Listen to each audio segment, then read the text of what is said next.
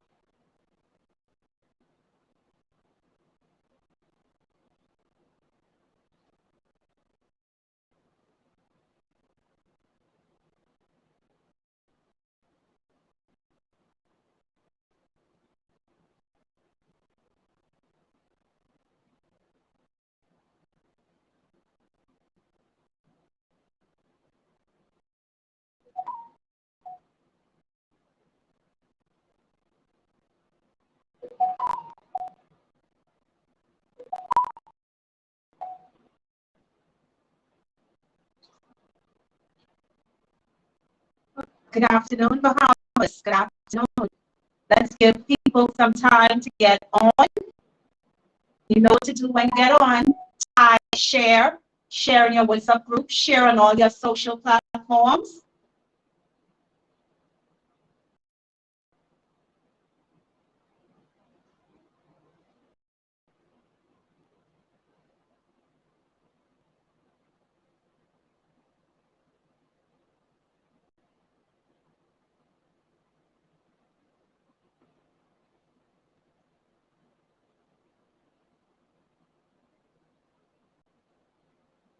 Okay, good afternoon and good evening. Good evening, Bahamas, and welcome. Tonight we're streaming from our Facebook pages, as well as our YouTube, Instagram, Twitter. We're also streaming from our international platform, which is the Daily Motion in Europe. We're also streaming from our Russia channel, which is Tele2, the China channel, which is the VKTV, as well. No, that is Russia. I'm sorry, Russia, which is VKTV, as well as our China platform, which is Hu and Do You. Okay. When you get on, please share this live. We have a lot of interesting topics to cover, mainly the treasure. Okay, so get in, share the live, share it in your WhatsApp groups, share it on all of your social platforms. We must get the word out. Okay?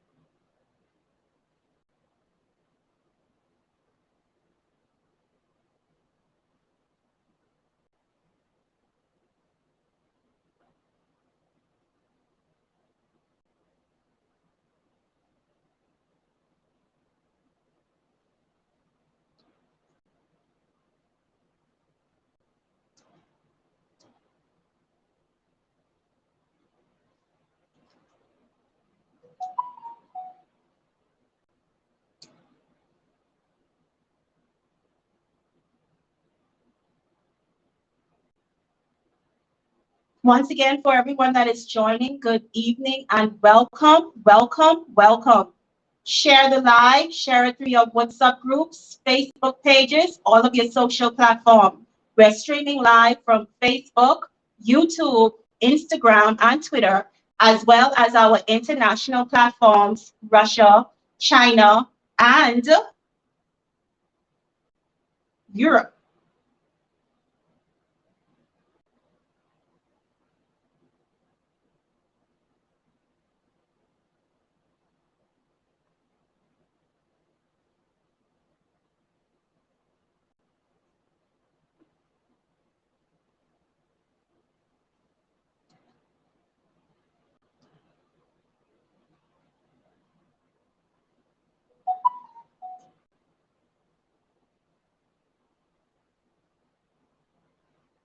Good night to everybody.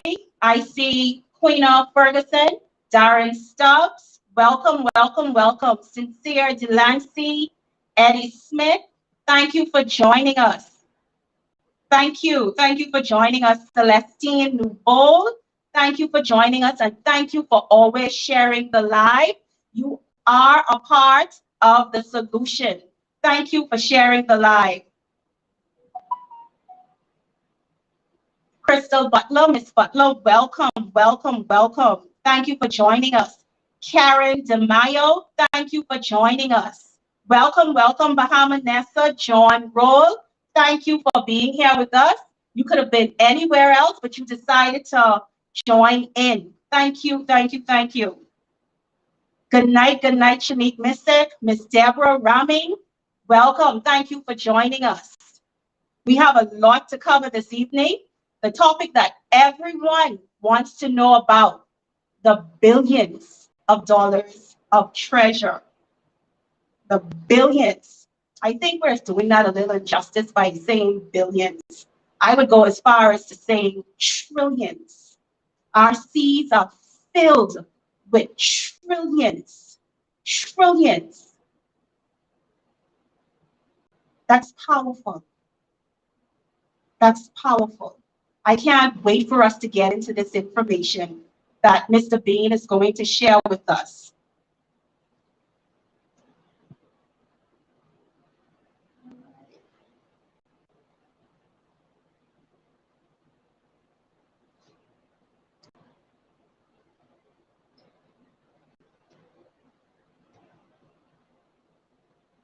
All right, everyone, we are going to bring Mr. Bean on. Mr. Bean, Good afternoon, Bahamas, and good afternoon to the world. Thank all of y'all for being here and being here with us. It is always a wonderful pleasure to do this. As you can see, that we are broadcasting from everywhere tonight. We're broadcasting in the Bahamas, where we have been having lots and lots of issues with our government influencing media houses to not get the word out. What we did is we went around them. Not only are we broadcasting in the Bahamas, but we are broadcasting to the world. And we are currently having conversations with more areas where this will be broadcast. And so, right now, as she said, we're broadcasting on YouTube, on the Coalition of Independence page, on the Bahamian Evolution page, and on my Lincoln Bain page. We're broadcasting on Facebook, um, on the Lincoln Bain page. We're also broadcasting on the Coalition of Independence page and the Bahamian Evolution page. So if you have a problem with Facebook, which I see one of our Facebook, I'm not sure which one, links had an issue already, we're still on other platforms. All right. So we're on Facebook, on all of these platforms. We're also on Twitter, broadcasting live on Twitter. And so you can join us there if you want to. If you have family members that don't have one platform or the next one, you can just refer them to another one. All right. We are also broadcasting live on our website, on what we call COI TV. We're broadcasting live on COI TV on our website, and you can go there at any time and see the video. Even if for some reason social media is under control, or we are being muffled or muscled, they can't muscle us on our own website. And so you can go to our website at any time and you can view the videos. And so you can also share the website on that actual page on the website, our page called the COI TV. You can share that with your family and friends if they're not on social media. Okay. And so thank all of you for tuning in. Conkley, I see you. Leonardo Sweeting, I see you. Thank you for being here. Deborah, I see you. And to everyone around the world. So we're going to keep the comments up. What we've noticed is that they're influencing the numbers. You may look on your numbers in the corner, right in the corner, right there, and you may be seeing a small amount of people. That is not the real numbers. The numbers are much bigger than that. I can see it on the software.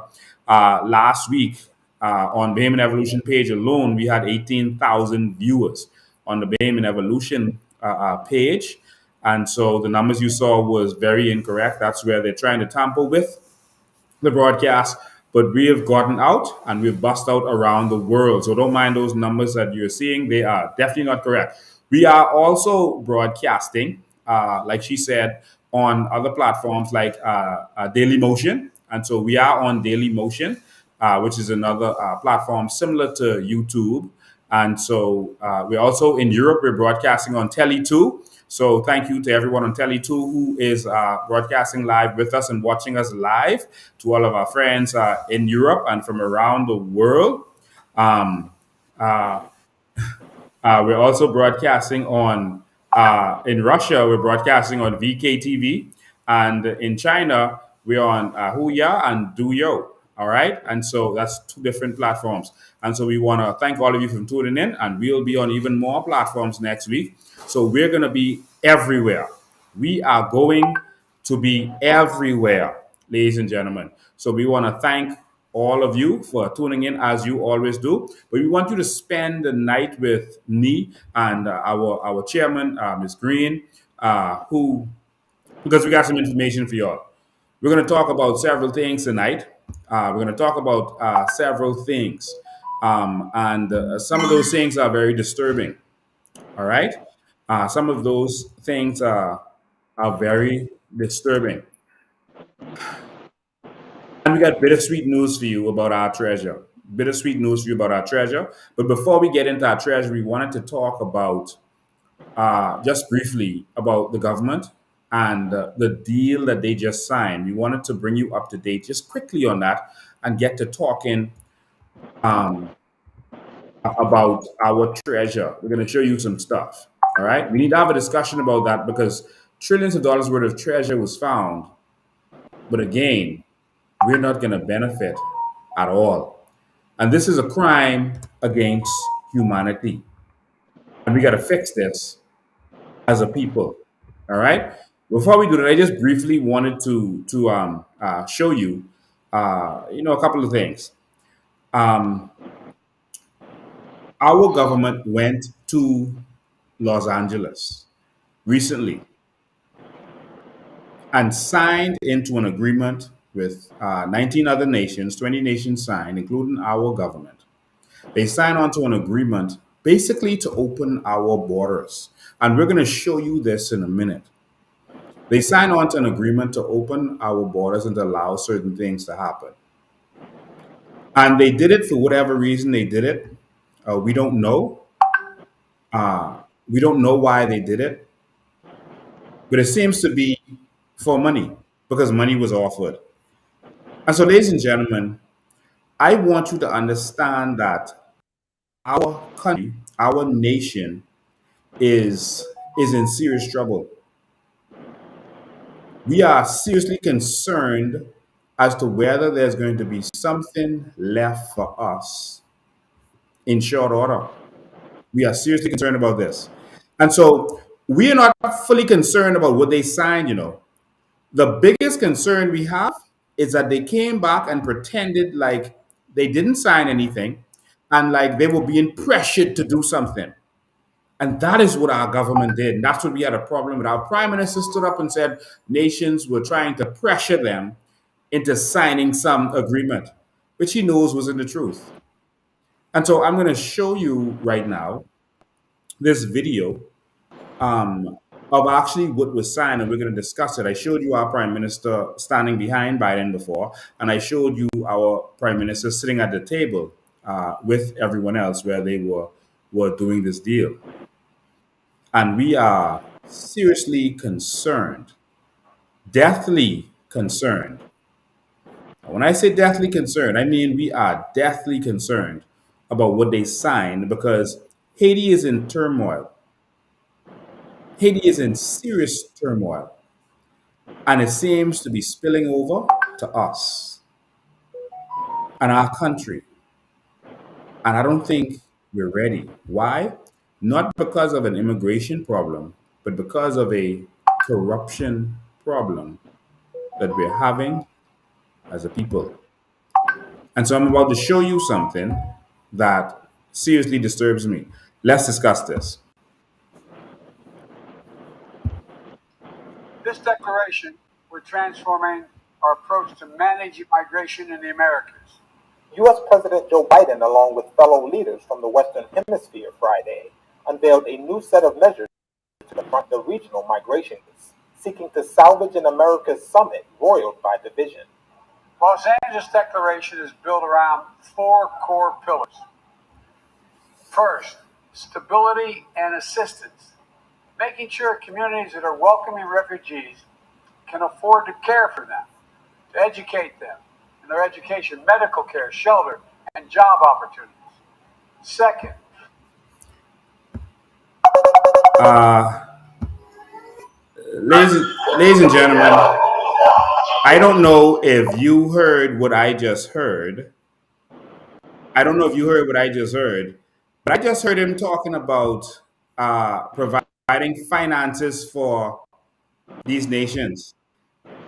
helping these nations that are now going to be bringing in illegal immigrants, with educating the illegal immigrants, providing food and shelter for these illegal immigrants, but opening up the borders to these illegal immigrants in our country. Our government never discussed this with us. They never mentioned this in our House of Assembly, and they never told us that this was discussed. This is a serious situation for us. Ms. Green, you just heard him say that they have four pillars, and the first pillar is one, they're going to be providing assistance so that the governments who accept these people will have some money to deal with them. Did you hear that? Yes, Lincoln, I heard that. It's rather odd our government would sign on to such a deal when in fact our education system is very weak and appears to be unstable. Our health system is almost null and void, and that is on life support. And the funding that they are accepting to do these things, we don't know how much it is. There's no information provided to us, letting us know what it is, how much it is, and how it's going to be applied. They're saying it's going to be applied to the health and education of the immigrants that would be coming into our country. But we're not even applying what we have to what we have now, and that is a health system that is in crisis. I don't. Ladies and gentlemen, it sounds like this is a nation for sale where we're going to be having to house these people. They're going to give us some money. It's like a bad parent, a bad mother who doesn't want to take care of their children. They'll have a sister or a family member take care of the child, and every once a month they'll come and give them some money and say, "Yeah, just take care of my child. I don't want that stress. I don't want to have to deal with that. Yeah, see, here's a few dollars and you deal with that." That's what this looks like to me. I'm gonna replay that, and then I'm gonna let it continue.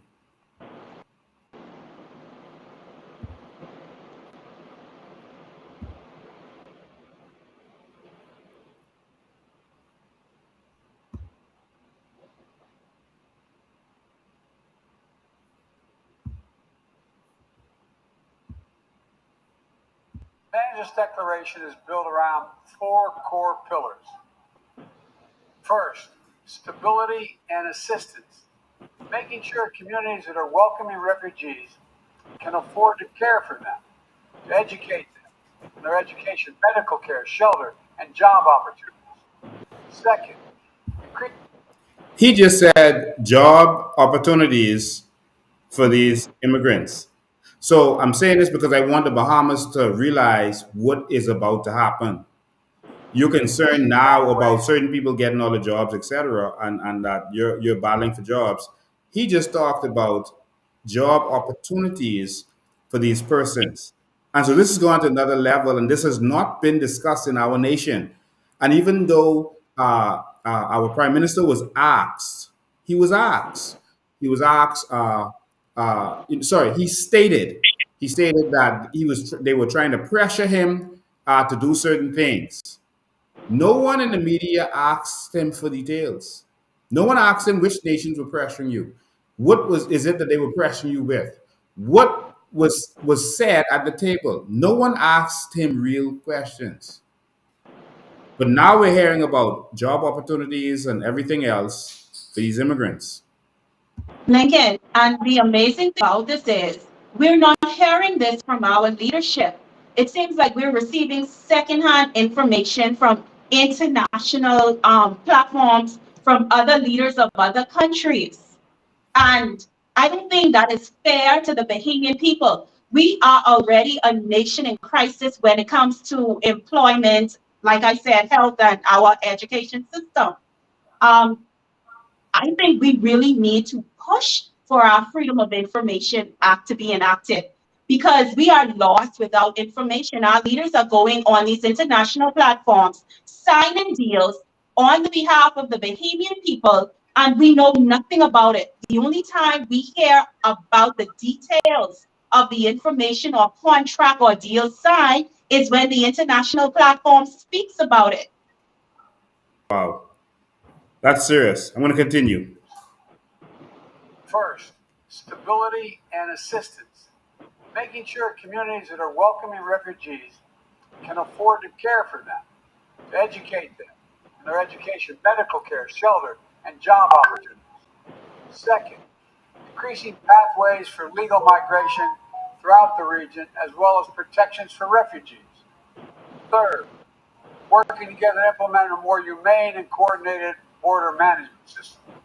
And finally, making sure we're working together to respond to emergencies. 20 countries joined Biden for a ceremonial rollout of the plan, though several others stayed away. Some analysts are skeptical that the pledges are even meaningful enough to make a significant difference.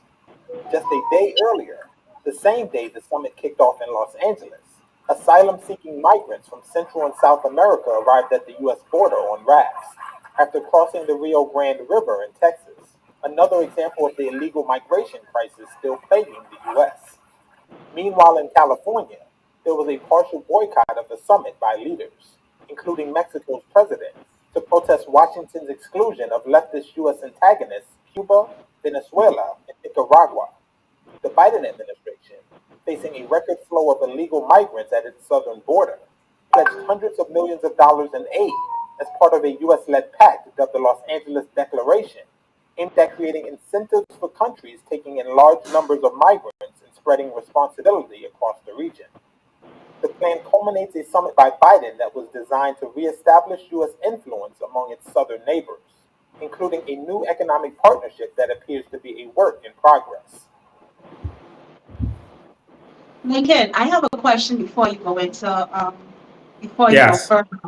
Um, if we have all of these countries or the United Nations coming together to place funding in other countries to accept immigrants, why can't they take that same funding and inject into that economy for that country?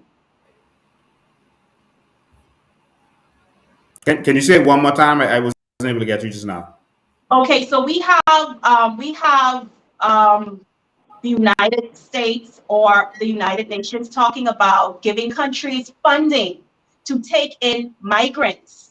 Okay, when it comes to the health, education, work, employment, to assist them within another country.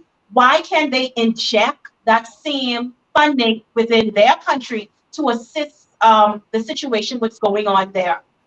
Yes, of course, it's because they are trying to make sure that as they said in the article just now, that they're trying to spread this towards all of the countries. So countries that would accept these persons, they're trying to make sure that they get other people to take them because they know a lot of people are trying to get to the U.S. and Canada. So instead of having all these people come there and having to house them, feed them, educate them, it's going to cause an infrastructural problem if they take all of these people in so suddenly, because now you need more schools and communities because you can't deny children. You need more hospitals. You need more of everything, police officers, everything to deal with this. So what they're doing is they're trying to spread it out to all of these countries. Okay? And if you're going to do that, then simply tell your people. Don't lie to us. It's what our government is doing. Tell your people that listen, there is a tragedy going on in the world. The bigger nations are putting together a package. America alone is putting together hundreds of millions of dollars to assist. A $314 million package they're putting together. There's another $65 million package and another $25 million package that they're putting together. And so these are some of the things that they're doing. And we have been having a problem. We have a unique situation where people are also trying to migrate to our country. And we don't have the resources to deal with a lot of things, especially illegal immigrants. We don't have the resources in our country to deal with it. And we have a corrupt nation. And this is causing a major problem. It's also causing another problem, a humanitarian problem, is because the illegal immigrants would come here, have children, and these children would be at a disadvantage, living in situations that no child should live in, without electricity, water, plumbing, etc., and the type of housing that they're living in. It should not be allowed to happen in this country. They're allowed to be second-class citizens in the country. They can't have a driver's license. They can't open a business. They can't do certain things because they don't have proper identification, and it causes a crime problem. And we're suffering from crime, and all of this is a part of the bigger problem that we're having, and no one is dealing with it. Okay, and so we can't handle this, but our government has decided to take a few dollars to accept this.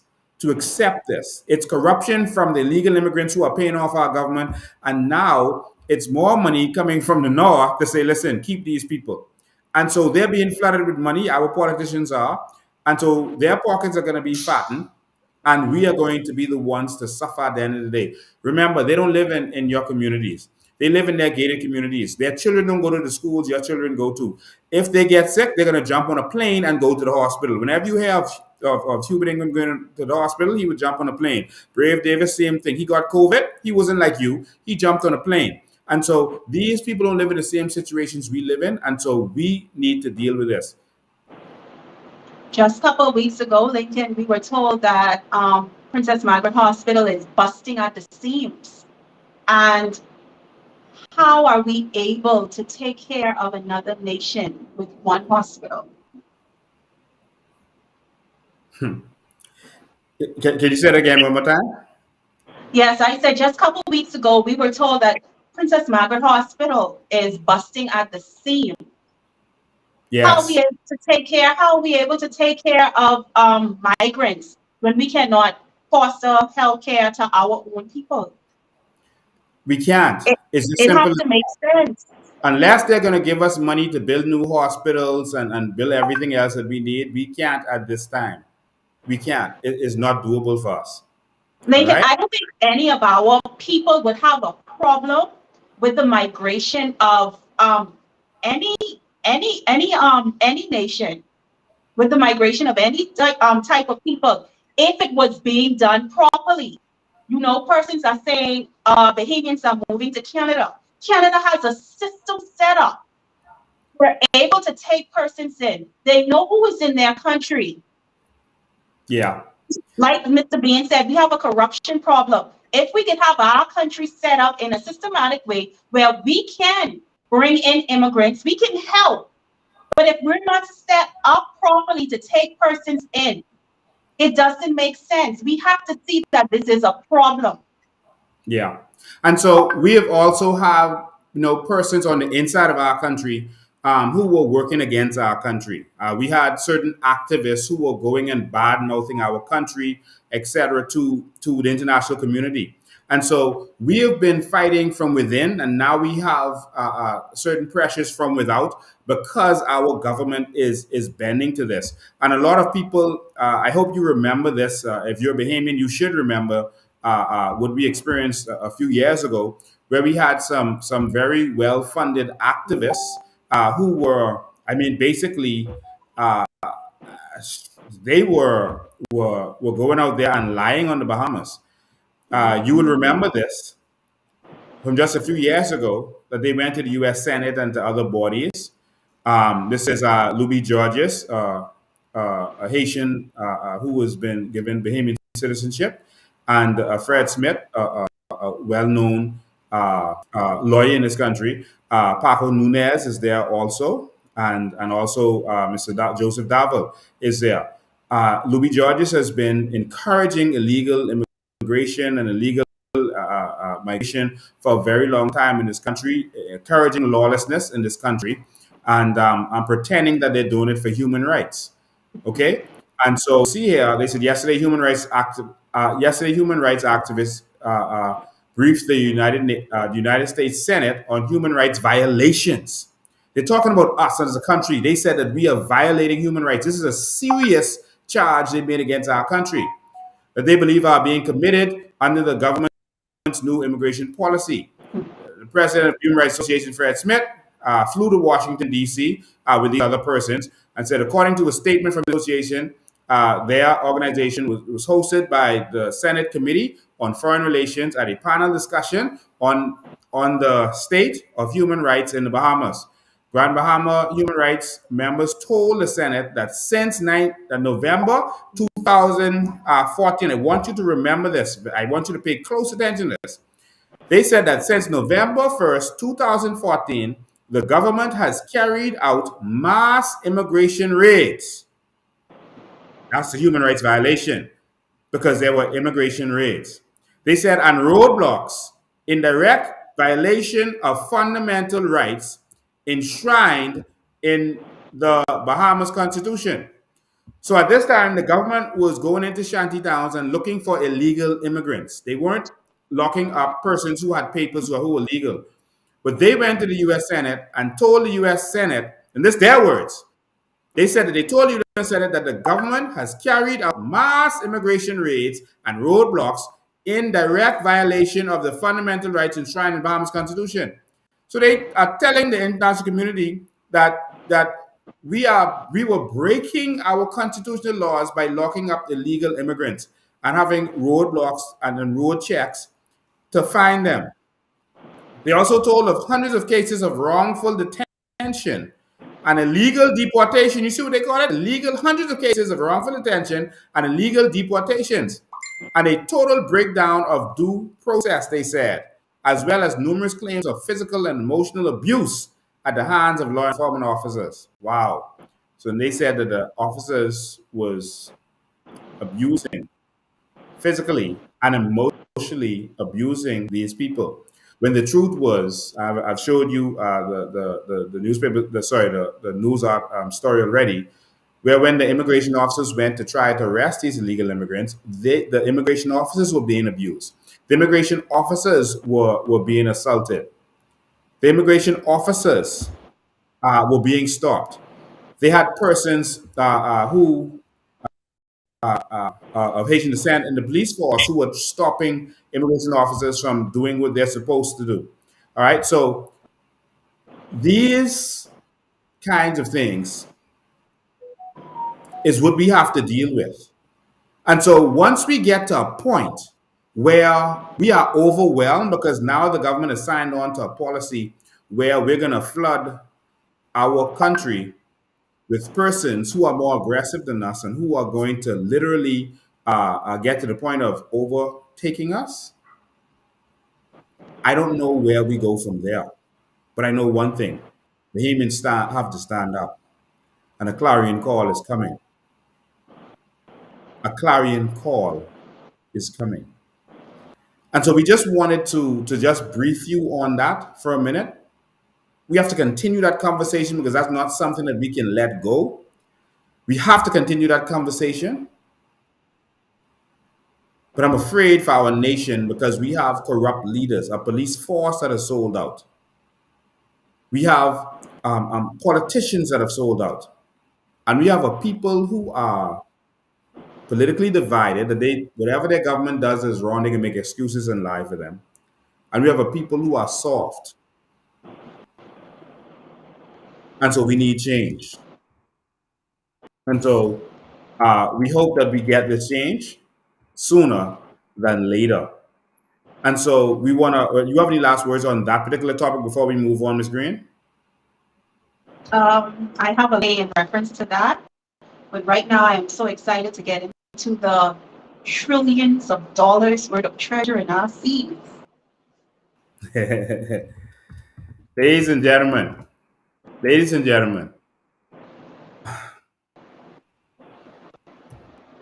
I don't even know where to start with this. We are people who have been abused for so long. Our country is the richest country in the world. The richest, by far. We couldn't tell people everything when we were advocating for this stuff. But we wanted to let people know that by now, every single Bahamian would have been extremely wealthy.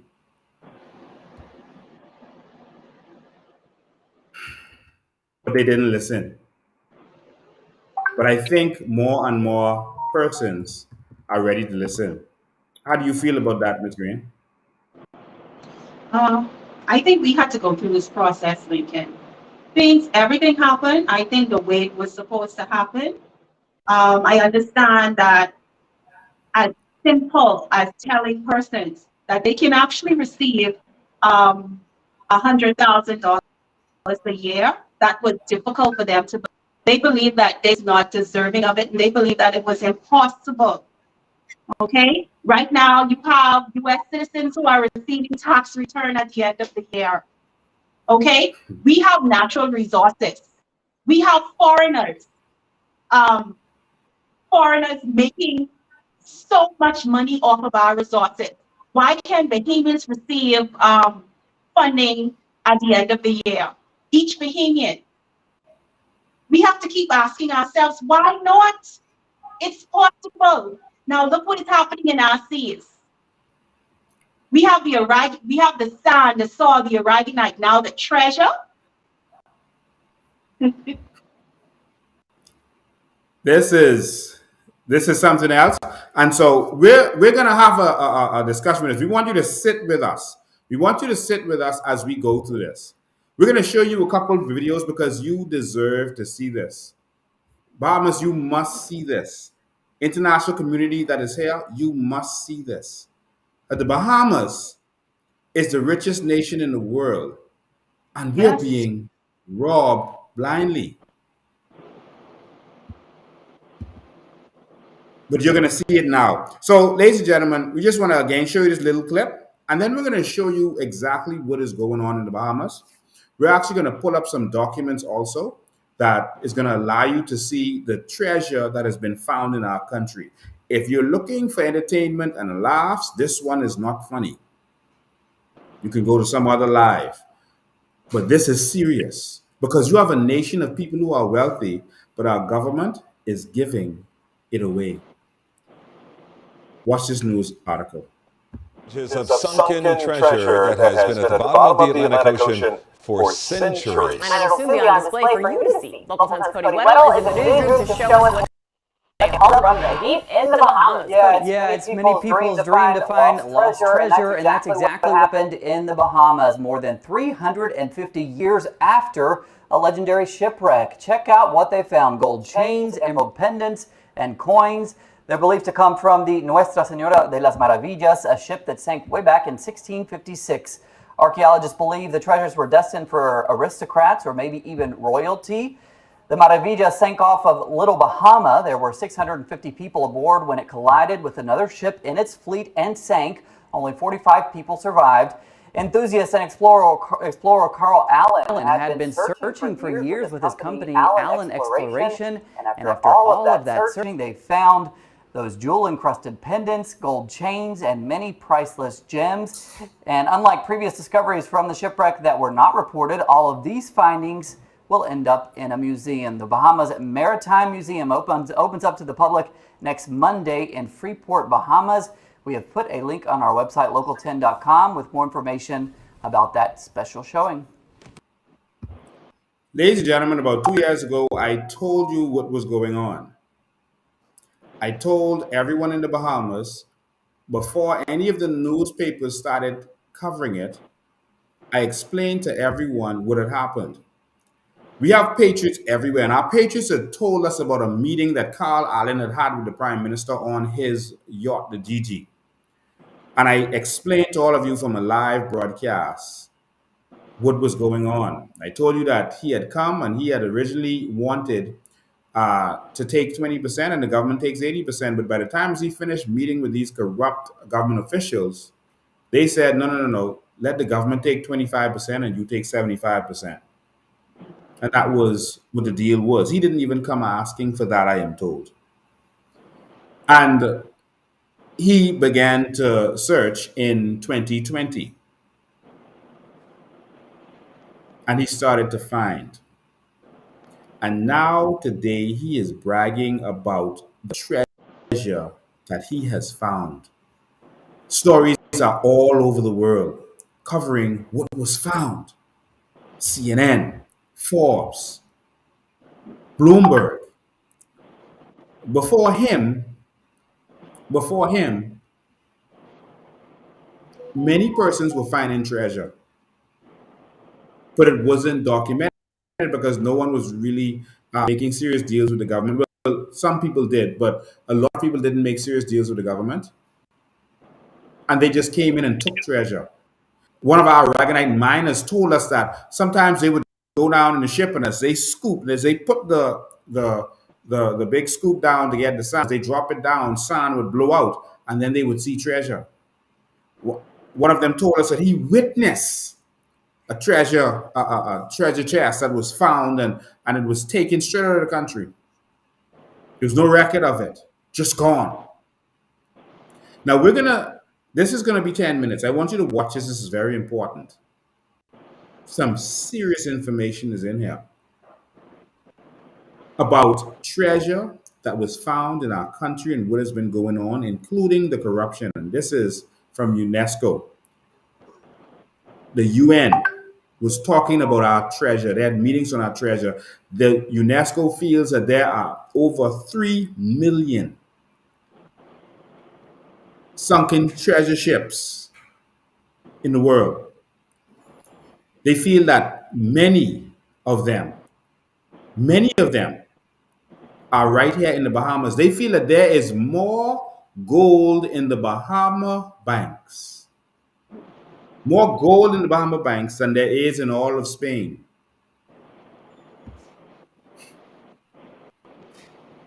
There are documentaries right now going on about this. The whole world is talking about this, but guess who's not talking about this? The Bahamas. I'm just going to show you a little brief clip of a documentary that's there. And we want you to research Bahamas. We want you to look for yourself. Don't take our word for it. The people who follow us and associate with us, they are researchers. They are people who go out and seek information. They don't just swallow anything that anyone gives to them. They want the facts. And they can go down and sit down because the World Wide Web is there and we have access to information. And so we encourage you. What we will do is point you in a direction. We want you to go find the rest. The whole world is paying attention to our treasure, and we are not. I want you to watch this. I'm just going to show you the beginning part of this video and then encourage you to go and watch it for yourself. But the whole world is paying attention to our treasure. The whole world. They said that this is the new gold rush. This is the new gold rush, ladies and gentlemen. Watch this.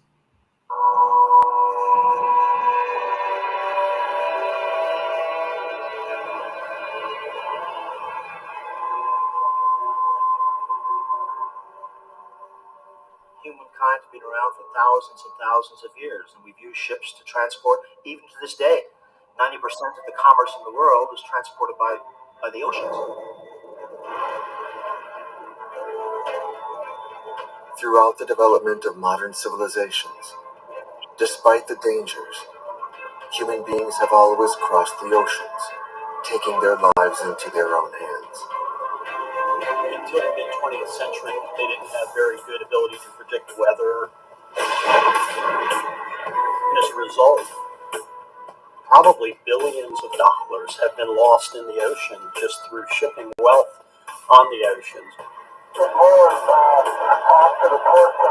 How many ships have disappeared? And how much wealth has accumulated at the bottom of the ocean over the centuries? The deep is an El Dorado. There's more gold and silver in the Straits of Bahamas than there is in the Bank of Madrid. A new gold rush is emerging, a race in which treasure hunters rub shoulders with investors, constantly searching for new leads. C'est ça et certain qu'on va voir un bon résultat si on continue à chercher ces épaves. How many shipwrecks? How many lost pages of our collective heritage? This is a very important heritage for all of us. Do not commercialize it. Do not pillage it. Shipwrecks are becoming strategic and economic targets, and politicians now enter the race. Estas compañías de caza tesoros están arrasando. You have not seen one case of a good treasure hunter. And as treasure hunters and so-called guardians of history clash, the shipwrecks themselves are in danger. In a matter of a few generations, the ancient hard drives of the past are being erased, and the legacy for future generations will be a flat line.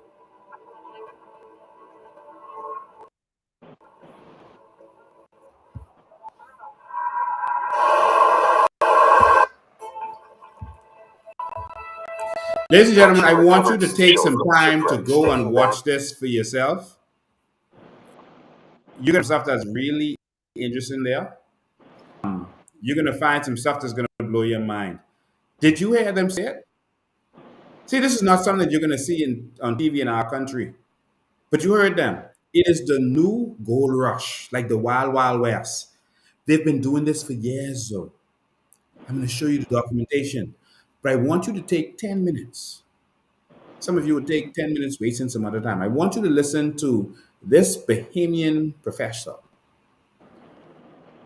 who presented to the UN. I want you to listen to his words carefully because they are selling out our country. And they told you that we were selling dreams, don't believe us. But every time we talk, we bring the facts. But they just talk and they just talk gossip and tell you, just don't listen to them. And ladies and gentlemen, the Bahamas is the new gold rush. And it started years ago. Y'all just didn't know. Miss Green, you saw the preview to that. And you heard how they're talking about the gold that's out there. How does it make you feel? Angry, very angry. I'm upset. Our people have been robbed for years, and we surpass. If you can go far back, our people have been robbed, Lincoln, for years. Okay, and it's sad that everyone else around the world knows about this, what is going on in our country, but yet the Bahamian people are censored. It's like we don't matter. It's none of our business. All of these talk shows that come on, or all of these social media platforms, I don't want to call the names, that are giving other audience to other people, they're coming on and they're talking a bunch of nonsense. Okay? These are the things and topics that needs to be covered in this country that will empower our people, enlighten them, open their minds, give them a different level of thinking, a different level of sense of pride as Bahamians. Listen, Lincoln, this country is God's country, okay? We have everything in this country. Natural resources, the gold, the sun, the seas. We have abundance of wealth in this country. The only people the wealth is not touching are the Bahamian people, okay? Like, for example, right now, your live is being blocked on Facebook. You don't have that national platform to spread this message. Why? A leader that keeps their people dumb does not care about their people. Yeah. This information is all around. Bahamians, I need you to get your hands on this information and put the questions to the government. When are we going to benefit off of what is ours? Okay, so what I'm going to do now, yeah, I am extremely upset over stuff that I found over 2 years ago when we really started all of this search. It Yes. really blew my mind to see how they were keeping us dumbed down. Someone put together what was recently discovered. They put something together. This is about 5 minutes. I want you to listen to this to see what's really happening in the Bahamas right now. Someone put this together with automated voice, and I think they did a good job of it. So I'm gonna use it and play it. I want to thank you for preparing this, and I want you to watch this and see what was just discovered. Then when we're finished, I'm gonna show you how much more has been discovered. Every ship is worth $1 billion, and in some instances more. Every little artifact you see, it's not just about gold and silver and platinum. Every plate, every vase, every trinket that they have is worth a lot. I want you to watch this if you are serious about taking this to the next level. This is for serious Bahamians who are ready to take this country back. So what you're about to see is a video that someone put together to show exactly what is going on. And I like how they put it together, so I'm going to actually use this video.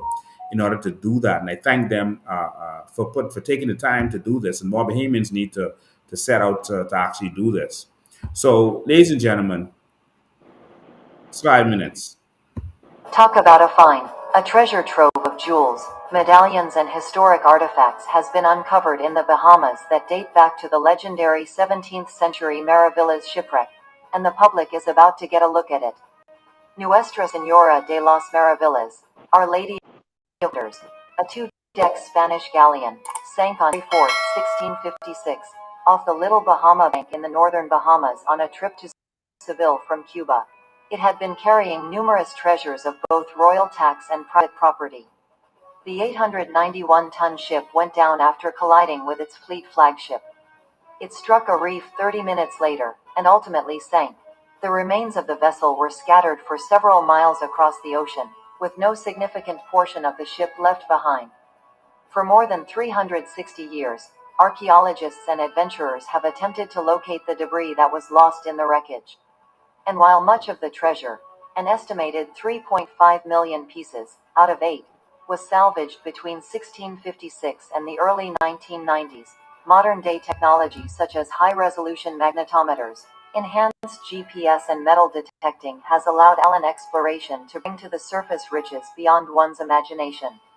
In an interview with Fox News Digital, Allen Exploration founder Carl Allen said that he and his team began pulling up precious artifacts in July 2020 near Walker's Cay. High-tech tools, plus the official permission they were granted by the Bahamian government to search the northern Bahamas area, known to be a wreckage hotspot, have made for quite amazing discoveries, the entrepreneur said. We've recovered thousands of artifacts, he said. Cannons, anchors, emeralds and amethysts.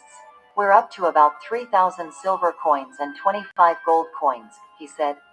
The water in the area only reaches up to 50 feet deep, while the sand can bury treasures down to 20 feet, he revealed. Yet that didn't stop Allen from proving his doubters wrong and discovering treasures that took his breath away. When I pulled up the first valuable item, I lost my breath, he said. I couldn't breathe. I've been thinking about this my whole life. The fascinating finds also include Spanish olive jars, Chinese porcelain and iron rigging, according to an Allen X press release. The team also discovered a silver sword handle belonging to the soldier Don Martin de Aranda y Guzman. The item helped the teams identify these treasures as belonging to the sunken Maravillas. 4 pendants worn by members of the Sacred Order of Santiago, a religious band of knights active in Spanish maritime trade, were also recovered. Allen X considered the Order of Santiago jewels to be the star finds thus far. One golden pendant with the Cross of Santiago was designed in the shape of a scallop shell. It's reinforced by what appears to be an Indian bezoar stone, a famous European stone known for its healing properties. Another golden pendant garners the same cross overlaying a large, ovular Colombian emerald. 3 gold chains were retrieved, including an 887-gram gold filigree chain made up of 80 circular links and decorated with 4 lobed rosette motifs, most likely crafted in the Philippines, the group said. Allen X indicated that no exact replicas of the chain exist from other excavations in museum collections or as seen in Spanish portrait art. Allen Exploration archaeologist Jim Sinclair told Fox News Digital that these artifacts reveal how people lived in the colonial period and in the New World.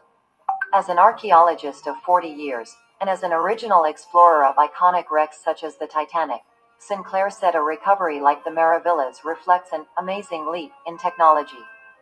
The archaeologist also considered artifact analysis to be a really good development in terms of detecting human behavior and history. Although the worth of these artifacts most likely add up to millions of dollars, the items are PR. Iceless, said Bill Springer, Allen Exploration spokesperson. None of Allen Exploration's findings will be put up for auction or for sale. Instead, the finds will become part of an exhibit at Allen Exploration's Bahamas Maritime Museum, located at the Port Kaya Marketplace in Freeport. The museum is set to open on Saturday, August 6, 2022. It will reveal other exhibits about maritime history in the Bahamas, as well as the transatlantic slave trade and the Lucayan people. Only 45 survivors. The Maravillas exhibit also showcases the story of the ship's demise. Of the nearly 650 passengers who were on board the ship, only 45 are known to have survived.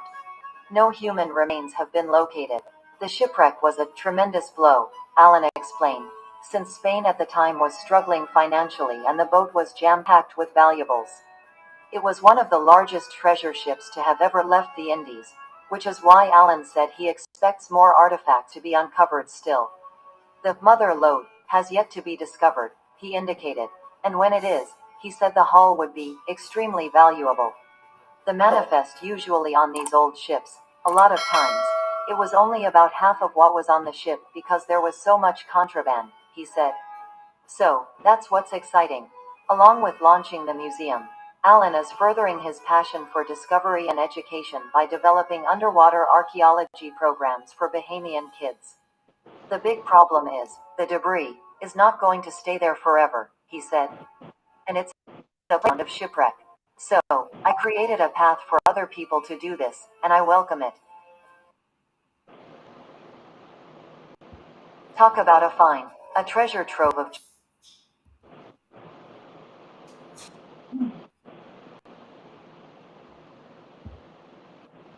And so, ladies and gentlemen,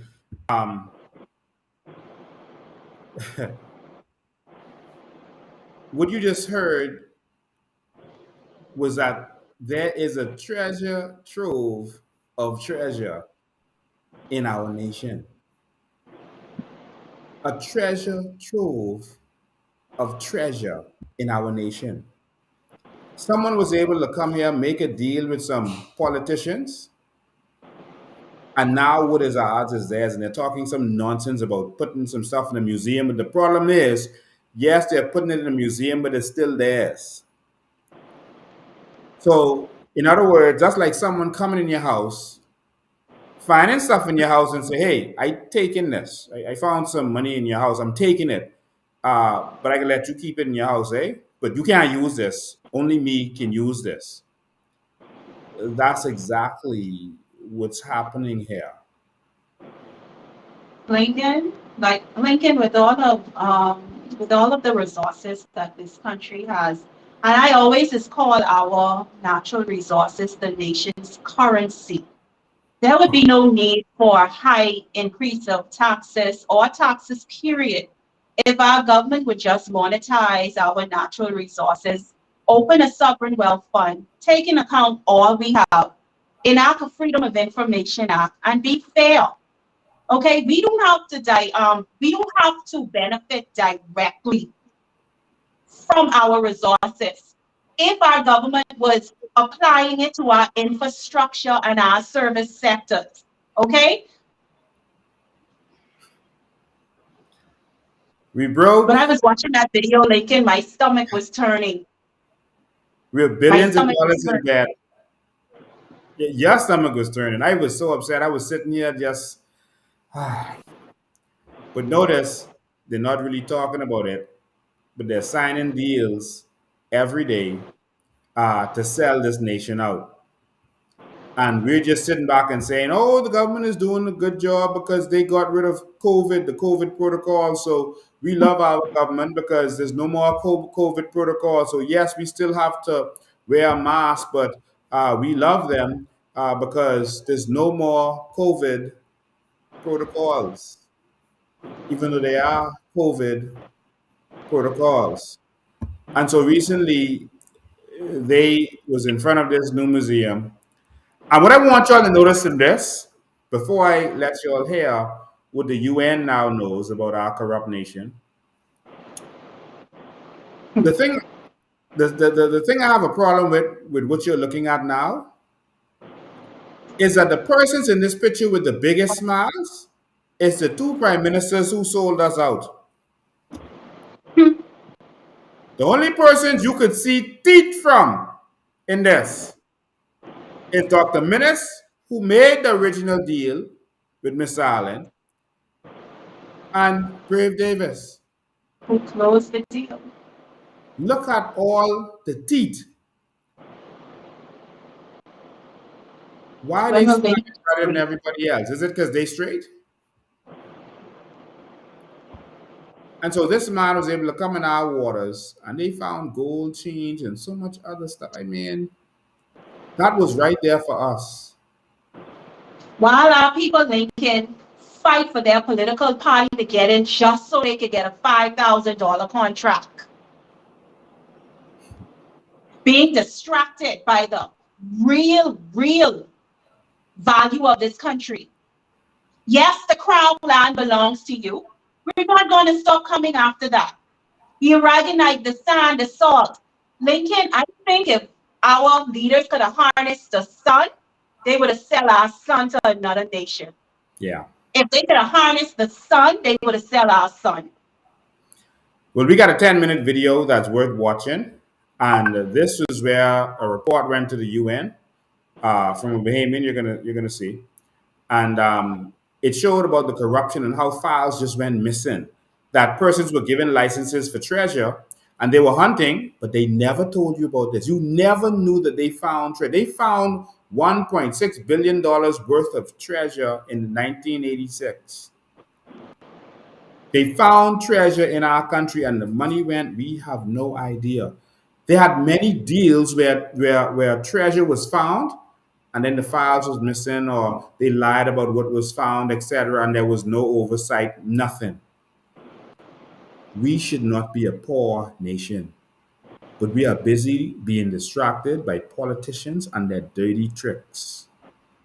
Ladies and gentlemen, it's 10 minutes that may change your life. I want you to listen to this gentleman, and when we come back, we can talk about the solution because there is a solution. There's a strong solution. There's a strong solution. And it is not our old leaders selling this country out. Ladies and gentlemen, you're about to hear and know what no one in the Bahamas knows and what no one in the Bahamas has discussed, and they don't touch it in the media, but the UN knows it. Ladies and gentlemen, UNESCO. Good morning. Normally when I give these presentations, I'm able to show beautiful pictures of shipwrecks throughout the Bahamas, but unfortunately this time I've been asked to put statistics, a very glaring example of this whole mythology of the good treasure hunter. Before I get into this presentation though, I wanted to just show where the Bahamas was and why we have such a vast amount of underwater cultural heritage. The Bahamas is located just south of Florida or just north of the Greater Antilles in the Caribbean, but we are the location of the shipping routes between the old and the new world. And a lot of our underwater cultural heritage stems from a lot of the European powers that colonized the Caribbean.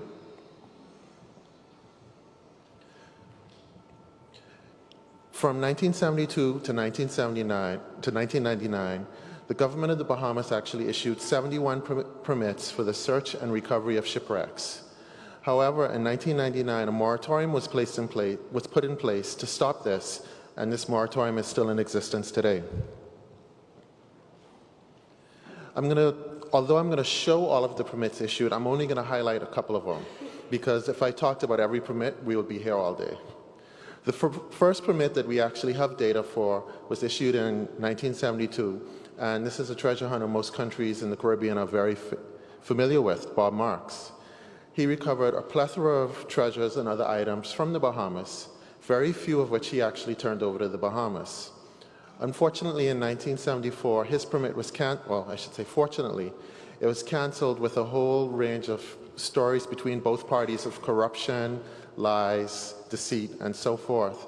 However, unfortunately today, we have no data on exactly what all was recovered. All we know is that he worked on a very famous Spanish shipwreck, the Nuestra de la Señora Maravillas. Also, at the same time, we have several other permits that were issued, and either no file can be found or we have no activity on the files, which in some cases I find very weird when you have permits issued multiple years upon years and the file has no information. Once again, in 1982, permits were issued for the Maravillas area, but however, once again, you had a lot of disputes of and allegations of corruption, disputes, and even lawsuits between various treasure hunting companies alleging infringement of rights. One of the most classic cases of treasure hunting in the Bahamas, though, was with a permit that was issued in 1984 and expired in 1996. This was once again for the Maravillas area, and this whole case is what resulted in our moratorium being put in place. A permit was issued to Herbert Humphreys and his Marex company, and over the 12 years of salvage, he presented the government of the Bahamas with a check for $320,000. However, a huge Christie's auction in 1994 apparently resulted in millions of dollars in sales, which outraged the government of the Bahamas because they felt that they had been ripped off.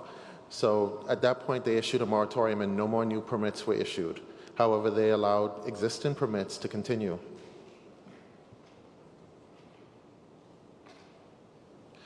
Permits were continued to be issued, and we find in many cases shipwrecks were located, and sometimes in the files it would tell you how many shipwrecks were located, but no locations, no data on exactly what kind of shipwrecks or what was found or what was recovered.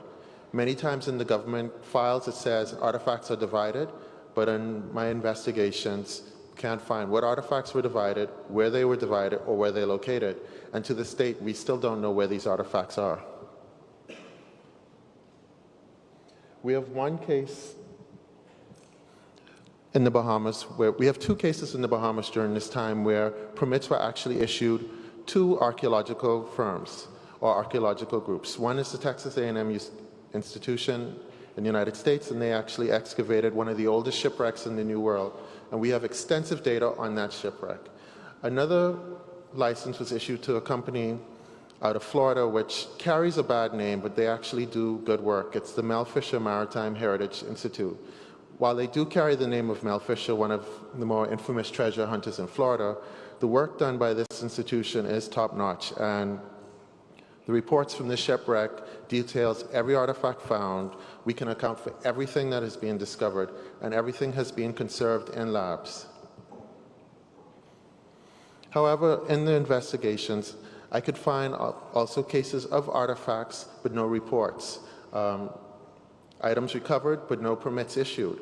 And so it became very difficult to trace how many permits were issued over the time. So to just give an overview, from 1972 to 1999, the government of the Bahamas issued 71 permits. 46 of these permits have no recoveries whatsoever, or no documented recoveries. 26 of these permits, either there were no recoveries, or no recorded fieldwork, or nothing on file. And some of these permits were issued year after year after year. So I question, were there really no fieldwork, or was there just no accountability? We have 19 permits that had recoveries, but most did not divide the artifacts, or there was no account of artifacts given. 2 of those were archaeological projects. And then 3 projects actually had artifacts with divisions. And I can tell you, for the most part, the government of the Bahamas received from more or less crap. When I got a chance to investigate the artifacts, I found bags that was written on it, junk coins for the government. And it amazes me that the government would actually accept something with the word junk written on it, but there was no proper oversight. And then we had the one project with a cash payment. All of this was governed under what was called the Abandoned Wrecks Act, and this has since been repealed. Since then, we've had an Antiquities Act passed that governs archaeology in the country, but made no real specific mention of underwater cultural heritage. In 2011, the government amended this act, and it defined underwater cultural heritage, but they made the mistake of trying to merge underwater cultural heritage with commercial salvage. And when I first saw the first draft of the legislation, my comment was, these two do not work together. They presented a legislation that talked about division of artifacts, and then they gave me regulations that were an exact copy of the UNESCO annex. And so my first comment to the government was, you have to get rid of one, either the 25%, 75% split, or you have to change your regulations. They made a decision to change the regulations and asked me to write new ones. And luckily for me, I was able to write ones that were so restricted, no permits have actually been issued since. Currently, though, however, we have 19 full applications before the government and another 5 cases of individuals actually making presentations to the government for our applications. Also at this time, we've had a U.S. commercial salver put a claim in for a Bahamian wreck in an American federal court. And the worst part about it was the American federal court approved his claim. The challenge that we have in the Bahamas is that the Bahamas, although a small country, is incredibly large. We have the largest exclusive economic zone in the Caribbean. And for a small country, this is bigger than all of the islands in the Greater Antilles. And if we look at the exclusive economic zones of the entire Lesser Antilles, these are the small islands in the Southern Caribbean combined, it's still not as big as the Bahamas. So we have an incredible amount of space that we have to patrol. This causes problems today. We have a lot of fishermen who know where all of the wrecks are, and they bring them up and they take it to the cash for gold locations. And our cash for gold, there's no regulations to govern these. So they're buying constantly Spanish silver and gold, and I'm always hearing stories about it afterwards. Also, we have incredible problems of looters. Since we're so close to the United States, you have a lot of looters from the state of Florida who just come over for a day and they know where all of the wrecks are.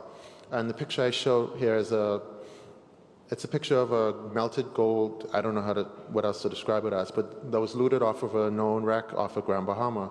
And the looters off of the state of Florida are so bold that they post this information online almost daily. Even on our blogs, you have this whole dissent on what should the country do. Here is an example of somebody who's arrested for looting a known wreck in the Bahamas, and the social commentary is, well, the government doesn't own that. That's in the water. It should be owned by everybody. But since 1999, the agency I work for, we've been recommending policies for responsible and modern management of historic shipwrecks in Bahamian waters based on UNESCO Convention, conservation, public access, respect for national heritage, and public benefit through heritage tourism. We've had the opportunity of doing a few small projects in our agency to show the government how these projects should work, but we're still fighting the whole myth of the treasure hunter. Thank you.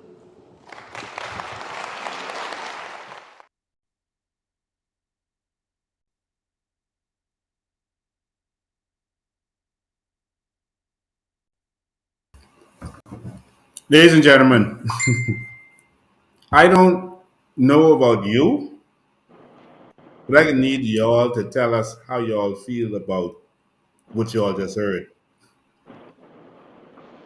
Miss Green, you started off. We're going to open the phone lines. You started off. I think this has to be a crime against the people of the highest order. Of the highest order, and I don't know what it is going to take for our people to galvanize and wake up and demand some form of accountability from our leaders, both former and current leadership. This has to be one of the most unacceptable things. I don't think persons in any other country would allow these things to happen. You know, you have nations all around the world realizing the injustice served upon them for years, and they are waking up. I understand our nation is a nation of servitude, but how long are we going to bend and bow to the injustice that is being served across the board on all Bahamians? This is affecting all Bahamians, knowingly and unknowingly. This is going to spill over into generations to come. And we have to do something about it. You know, we can't just have some Bahamians standing up. All of us have to stand up. We cannot allow the government to continue dividing us and keeping us blind, deaf, and dumb while all of this is going on in our country. The radio talk shows, the news media, no one is informing the Bahamian people. No one is educating the Bahamian people. Our country is being picked away daily. Daily. And the Bahamian people are not benefiting. we should be able to partake in every single factor of this country when it comes to our natural resources. Why can't we? Are we not good enough as a people? Do we not deserve it? Who says that the natural resources does not belong to the people of the Commonwealth of the Bahamas, the Bahamian citizen? This reminds me, Lincoln, the Arawaks was here first, correct? They were such they were such a welcoming people. They were so hospitable. They were like they were servants. They welcome people in, and you see what happened, Lincoln? It's like we are repeating the same thing with all of our wealth and our resources. It's like we don't understand what we have. It was the same way with the Arawaks when they were here. They had all of this wealth as well. And the foreigners came in. They saw what they had. And you know what they did? They picked them and they picked them and they killed them all and they stole what they had. And this is happening right now in our modern time. We are repeating the same thing in this country. Yeah. Bahamians, we have to wake up before we become extinct in our own country. Let's not repeat the history the Arawaks went through. I want to add, I feel your passion. I want to add to what you just said. And I want to put some perspective on this. The treasure that was being moved throughout this region was not the treasure of Spain. It was treasure that was stolen. It was as a result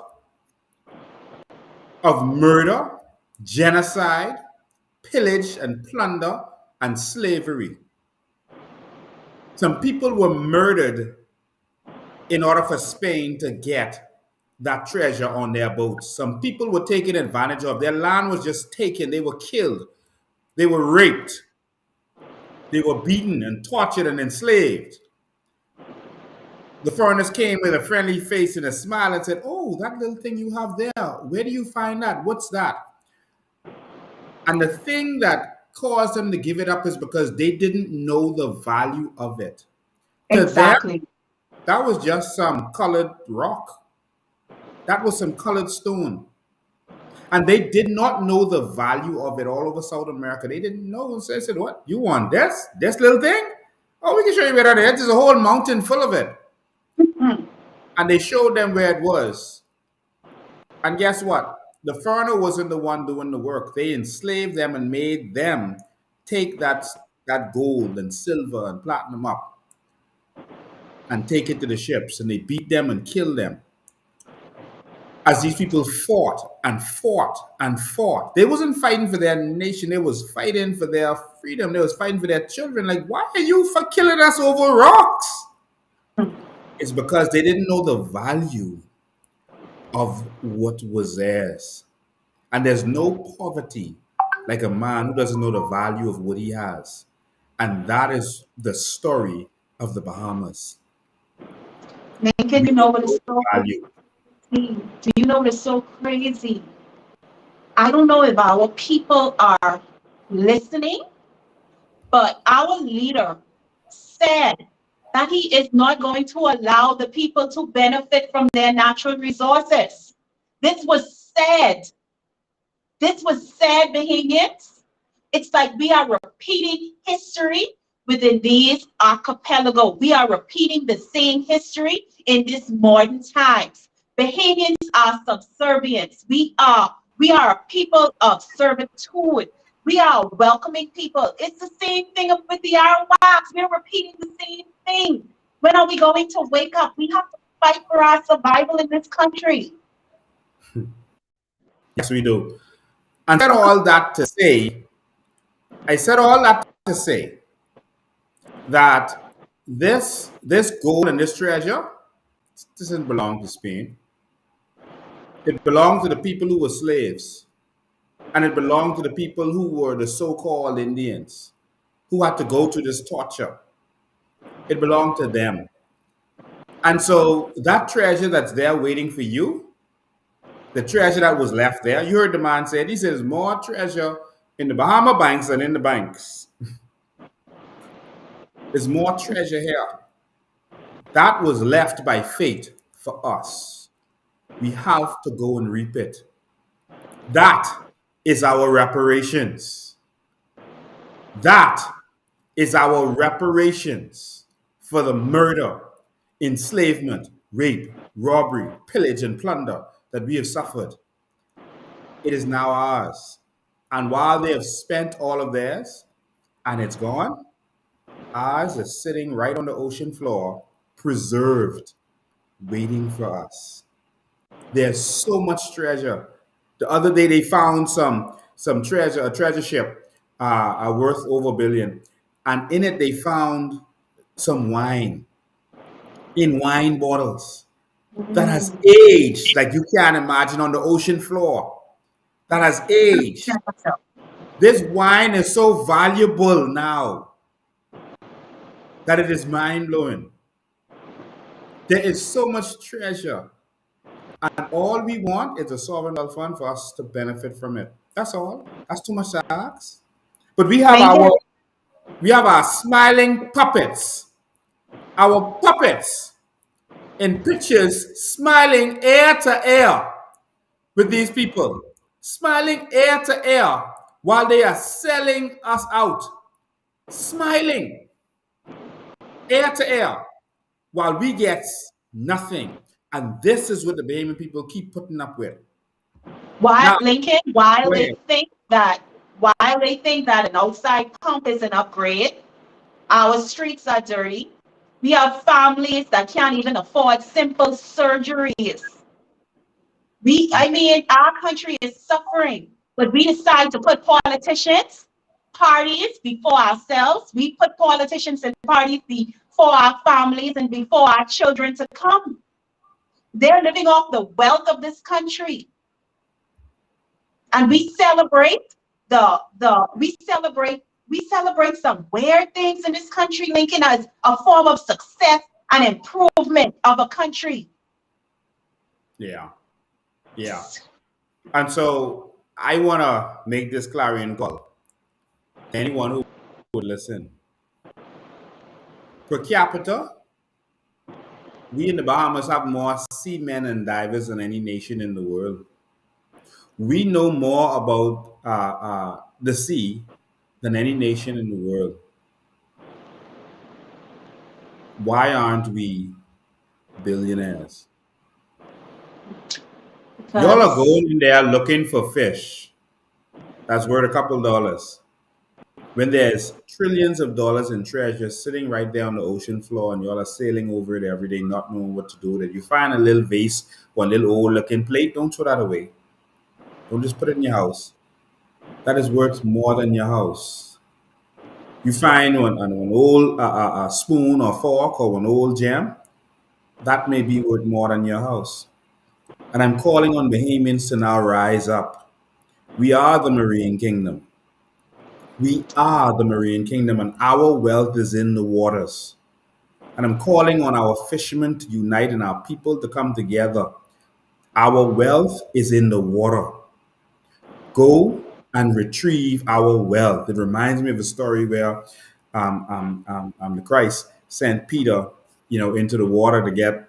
He said, "Go in the water. The first fish you pull up is gonna have a gold coin in his mouth. Take that and go pay what you need to pay." Our wealth is in the water. Let's go get it. And so, if you are a fisherman or you have a boat, a good boat, sturdy boat that we could go there and do some stuff with, call me, 803-5995. You think they had a hissy fit when we took back our crown land that was left as reparations for us, for all that we went through. You think they had a hissy fit when they took that? Time to take our treasure. And so you got a boat, and you ready to do this? Let's hit the seas. Let's take back our treasure for the Bahamian people, because our government ain't doing it. Our leaders ain't doing it. Brave got some good money in the bank. You could have come together, get some partners together, and do a treasure hunting coup for the Bahamian people. Our government, instead of spending millions on this and millions of that, could have put together some boats put some Bahamians together, let them invest in this, and we should have been in that water. But guess what they did? They kept that secret from you for all these years. They wouldn't even discuss it or let the media discuss it. They've been lying to you. They've been saying that we have no natural resources. They've been saying that well, they've been keeping everything else secret while we are broke. We'll be selling dreams. I want to open the phone lines, Ms. Green. I want to open the phone lines now.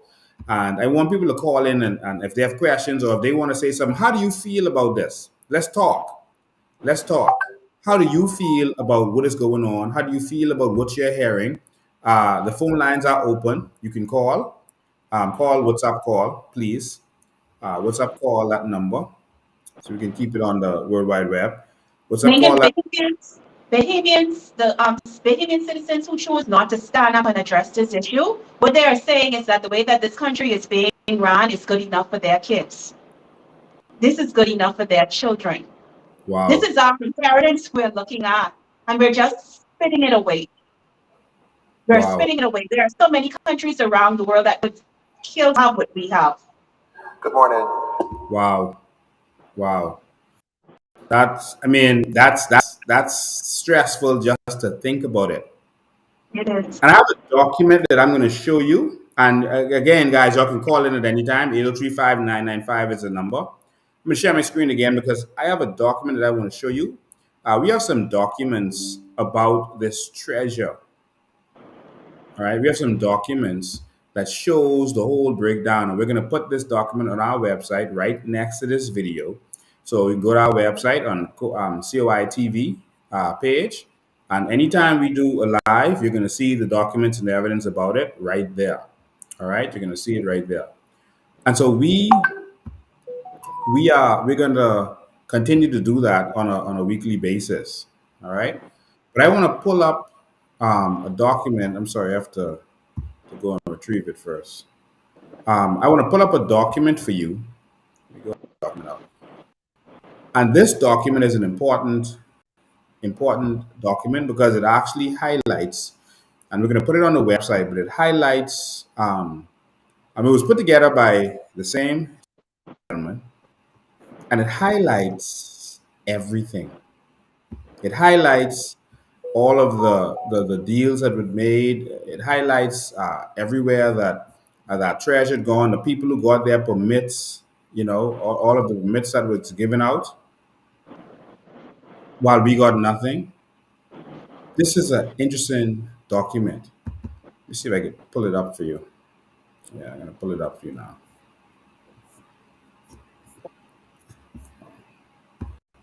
Sorry, it's a PDF I want to pull up so you can see it. Ladies and gentlemen, we have been bamboozled and we've been hoodwinked, and no one is fighting for us. We've been bamboozled and we've been hoodwinked.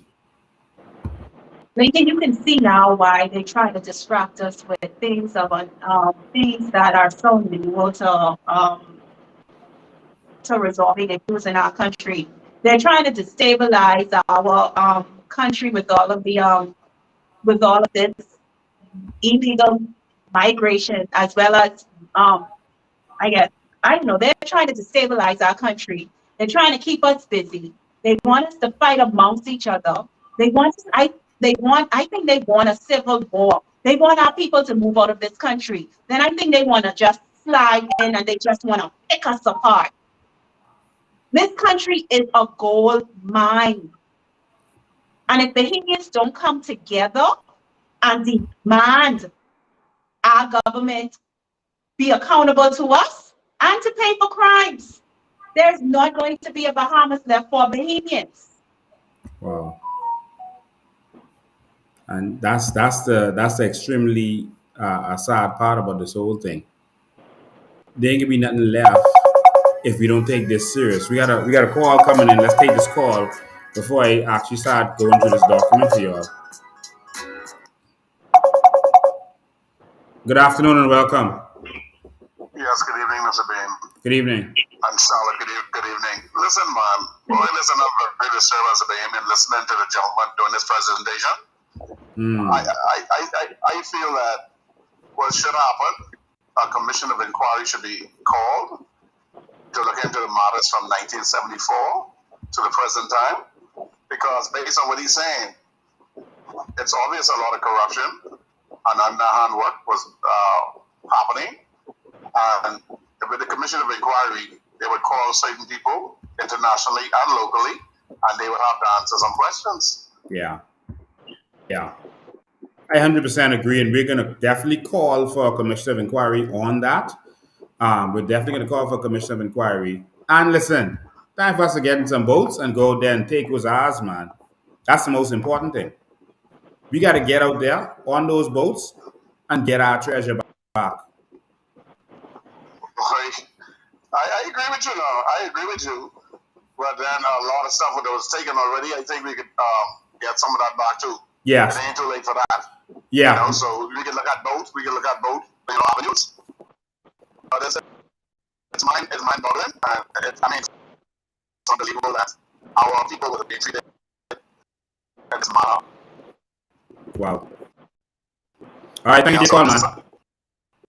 Yes, sir, thank you. All right. And so I know how you feel. Again, you can call it 35995. It's like there's no value to being a Bahamian when we should be walking around with gold passports. Wow. I know I heard people say the Bahamas is the Dubai of the Caribbean. Listen, the Bahamas surpassed Dubai. Our population is small and our wealth is on a massive scale. It is. It is.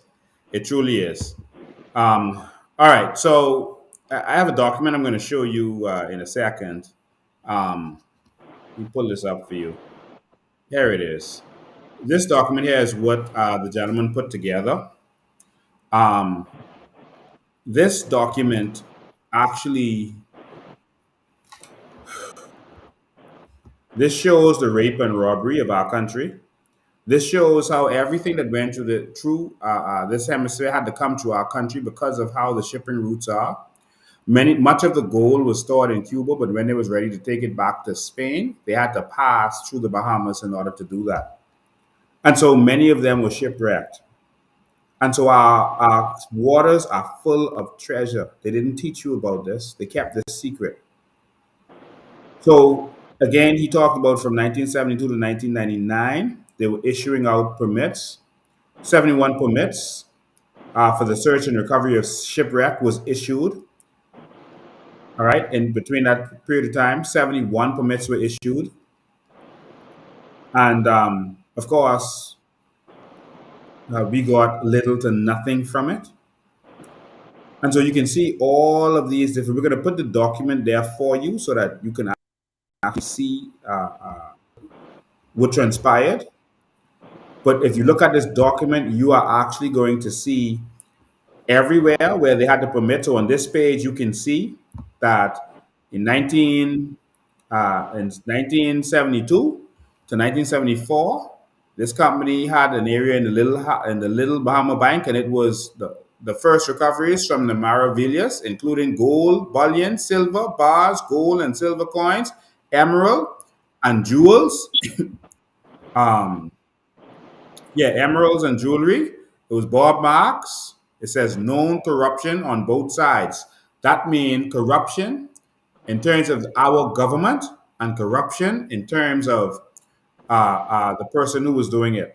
And so there was known corruption on both sides. All right? And this is information that the UN even has.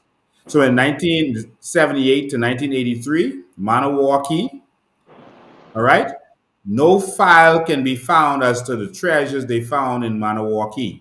The files have gone missing. 1979 to 1984, Orange Key, no activity recorded on file. Known Spanish shipwrecks in the area. So they found the ships and they didn't even report it. They just took it. So the permit from 1979 1981 for Key Lobos, no activity recorded on file. The files disappeared. January 1980 to 1982, Lucaya Beach. Lucaya, some survey, no recoveries indicated on file. December 1980 to January, December to January 1980, Ragged Island, no activity recorded on file. So in other words, they just didn't make any record of what was found. They just took it. April 81 to April 82, North Bimini, some gold and silver coins recovered, allegedly alleged to be offloaded in Palm Beach. It's time to open up an inquiry. 1981-83, Harbor Key. No file can be found. The file disappeared. And so did the treasure. Gorda Key, 81 to 84. The file disappeared. 82 to 84, Lucaya Beach again. The file disappeared. The file disappeared. All right, and so continuing, May 82 to 84, file disappeared. That's in Memory Rock, and then 82 to 85, Little Bahama Bank. It says extremely complex file regarding allegations, disputes, denials, lawsuits, charges, and counter charges by committing salvers in Maravilla area, limited recoveries.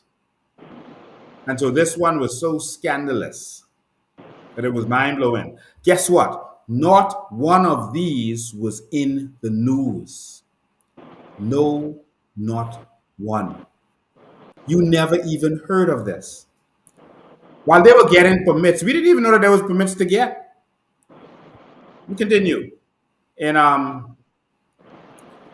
79-84 Orange Key again, 79-84, no activity recorded on file, known Spanish wrecks in the area. 79-81, same thing. That's in Quilabos. Again, 80 to 82, Love Beach, some surveys, no recoveries. Sorry, I went backwards, reading the same thing. Okay, back to where I am. 83 to 84, South Shore, no activity recorded on file. 83 to 89, Gingerbreads. Files contain extensive documentation, including incriminating photographs concerning falsified records and unreported artifacts. Extensive recoveries said to be from wrecks of 1880 and Spanish galleon Santa Rosa. Guess what we get? Nothing. July 1983 to 84, Great Guanakee. Field work conducted, but no recoveries indicated on file. That means they take it and gone. What was that? Did I skip? Go back. Okay, Great Guanakee. Moselle Bank, Key Sal, and Settlement Point. Again, the files cannot be found. The files cannot be found. And so I'm going to skip over to the next one. Go to page 6. Spend the evening with me because we always bring the documents. And so Little Bahama Bank, 84 to 96. Wow, 12 years. And we never heard of this. Extensive recoveries of high value, y'all. Government received no artifacts, only $328,000 from the sales. You heard him mention this. Extensive recovery of high value. I told you about this fine in 86. This was worth over $1 billion in that day. $1.6 billion, I think it was in that day. Which is much more in this day. 85 to 86, Memory Rock, cannon found, permit canceled by Salva, no reason given. So, so they went, they found the ship, they tell them, hey, we only find a cannon, but we ain't want to permit no more. See you later, hey, we gone. And so they cancel their permit, so they don't have to pay no more, and they gone. They say they gone. So in other words, they took the whole fine and disappear, so they don't have to give the government nothing. And say, listen, we only find a cannon. That ain't worth nothing. That's just a cannon. And our little leaders, who didn't have that kind of international experience. You remember what happened to them with the Aragonite? They got tricked. Well, they got tricked a lot with the treasure too, and they got paid off a lot. 86 to September to October 86, Highburn Key research project, extensive archaeological research by Texas A&M. However, the government does not have in its files what was recovered and any final reports. That one gone missing too. 86 to 97, Stranger Key, many artifacts recovered, no share to government. Discovered a U.S. Civil War supply ship. They didn't give the government nothing. 89 to 97, field work and recoveries completed. Difficult to say what came from where. Artifacts are undivided, confused by false claims of platinum cannons. 90 to 99, Great Bahama Bank. Numerous cannons are removed from multiple sites, works conducted without government representatives. 90 to 91, field work conducted and shipwrecks mentioned, but no locations, no recoveries included in the file. That's Little Bahama Bank. This would be been going through as a country. That's what I'm going to read. Again, we're going to put this on our website. Right there under the video, you'll be able to see it right there. Next page. 90 to 99, extensive archaeological excavations with proper inventory, conservation, and report writing. Mel Fisher Maritime Heritage Society that's the best case that we have had. But they don't say what the Bahamas got and what we get from it. 1991, Elbow Key. Somebody's on the line. Let me answer this call and see if they're trying to call in. I'll continue. Good afternoon. Welcome. You are live. Good afternoon. Good afternoon. You're live. Good night, Mr. Bean. Good night. How you doing? Good night, my leader and my chairman. Thank you. You're all doing a good job, Mr. Camp. Thank you. I loving it. Thank you. God is good. Keep the good work. Thank you. God bless you. All right. All right. So yeah, that's one of our supporters called, and thank you so much. We always appreciate the engagement. So I'm gonna keep reading this. You gotta see this. See, we coming with facts. We're not coming with talks like these politicians do. We coming with facts. All right. So 1991 to 1994 in Naguas located 2 shipwrecks with over 60 cannons. These cannons are extremely valuable, by the way. No recoveries indicated on file. All right. So there was 2 shipwrecks. They had over 60 cannons alone in these 2 shipwrecks, but they ain't put no recovery on the file, including the cannons. Group constantly writes government for permission to excavate. Rumors persist that the site was extensively illegally salvaged, and the group looking for legitimacy to sell artifacts. All right. So in other words, they went there, they got the stuff, and they took all the stuff, and then they keep asking the government for permission to do it. And in asking for permission to do it, that's how they're going to be able to actually sell it and have legitimacy for where they got the stuff from. We're going to take this other call. Good afternoon and welcome. You are live. Good afternoon, Mr. Bain and Miss Green. I don't know what you.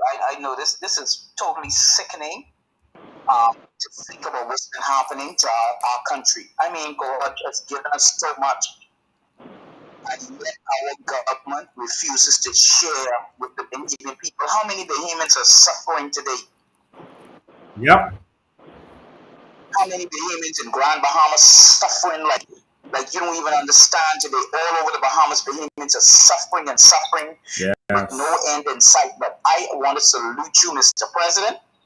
I want to salute you for the great vision. And look here, I call on every single Bahamian with a boat who has divers. Let's get together. Let's go hunting.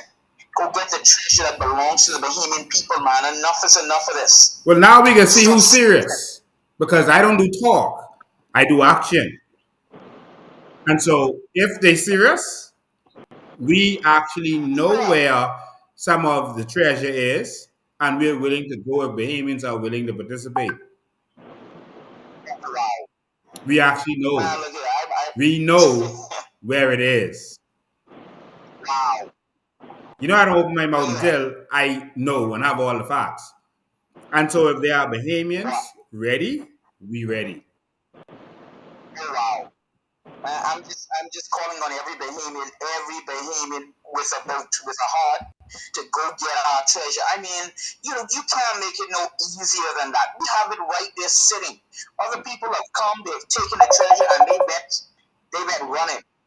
So we don't have to wait on the government anymore. Mr. Bean, I want to salute you, salute the COI for the vision, for the mindset to get up and take possession of our inheritance. Everybody with the boat, real boat now. No, I don't think it will be here, but whoever divers, get together, Bahamians.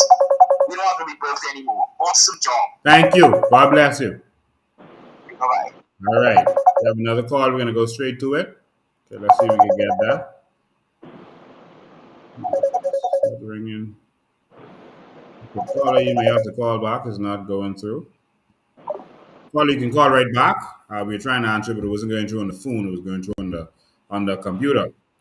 Yeah, listen, we are serious and ready. Okay, we're going to answer this.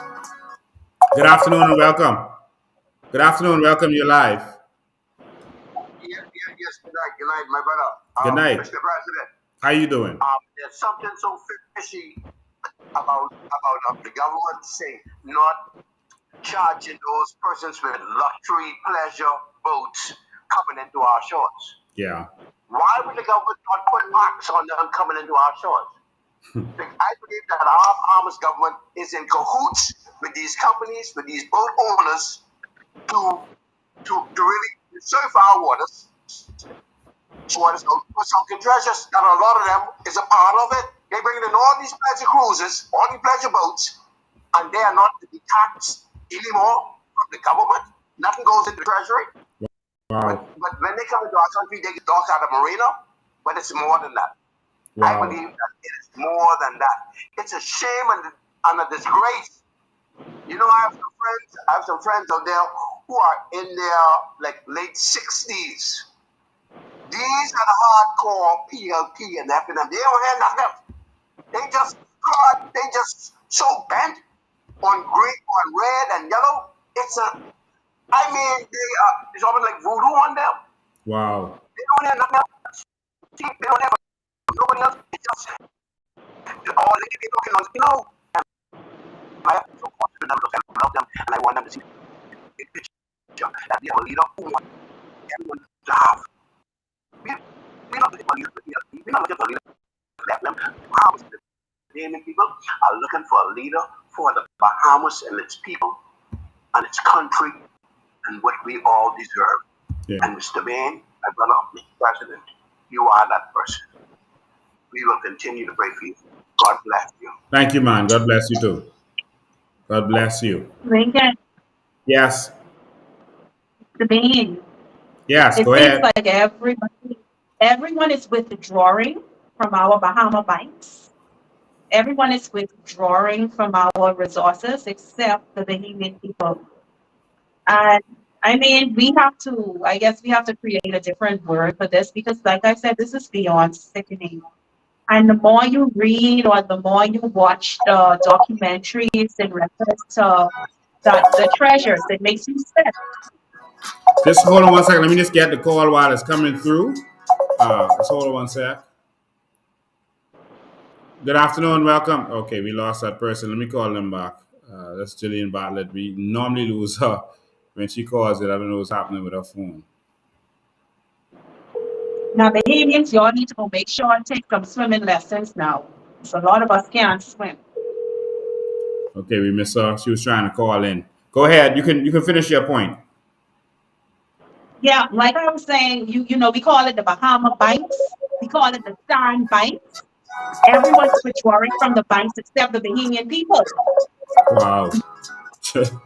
Wow. Hold on, let me take this call. Good afternoon, welcome. We keep losing them. I don't know if they keep touching the button. I don't know what happened. Let me try call them one more time.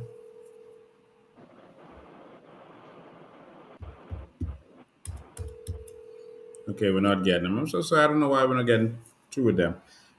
And I feel you. Everyone is withdrawing from our banks except for us. We only can come and mop the floors. and you and know, and pay taxes. yeah, and shine the tables and pay all the taxes, but everyone else is withdrawing from our banks. And so there was a lot of permits, etc. there. We're gonna put it on our website for all of you. Let me try to get this person one more time. I don't know why we can't. It keeps hanging up when we answer. It's happening again. I think that person is doing that. Maybe they're touching the button after we answer. Good afternoon. Welcome. You're live. Hi, Lincoln. Hi. I'm sitting here in a complete coma listening to this information about our wealthy tribe. Can you hear me? Yep, I can hear you.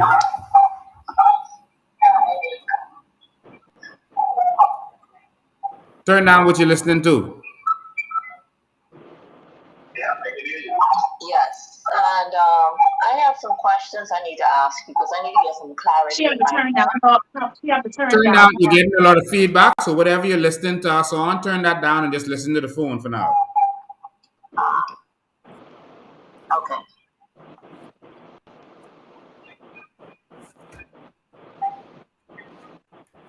Okay. All right. I have everything turned down. Go ahead. Now you can talk. That's better. Yeah. Okay. I have some questions I need to ask first. So you said between May 82 to February 85. Mhm. And I noticed that which government was the government at the time? That's Progressive Party. For that one you talked about. This is up to 99. This is up to 99 now. Oh, I know, Yeah. I know.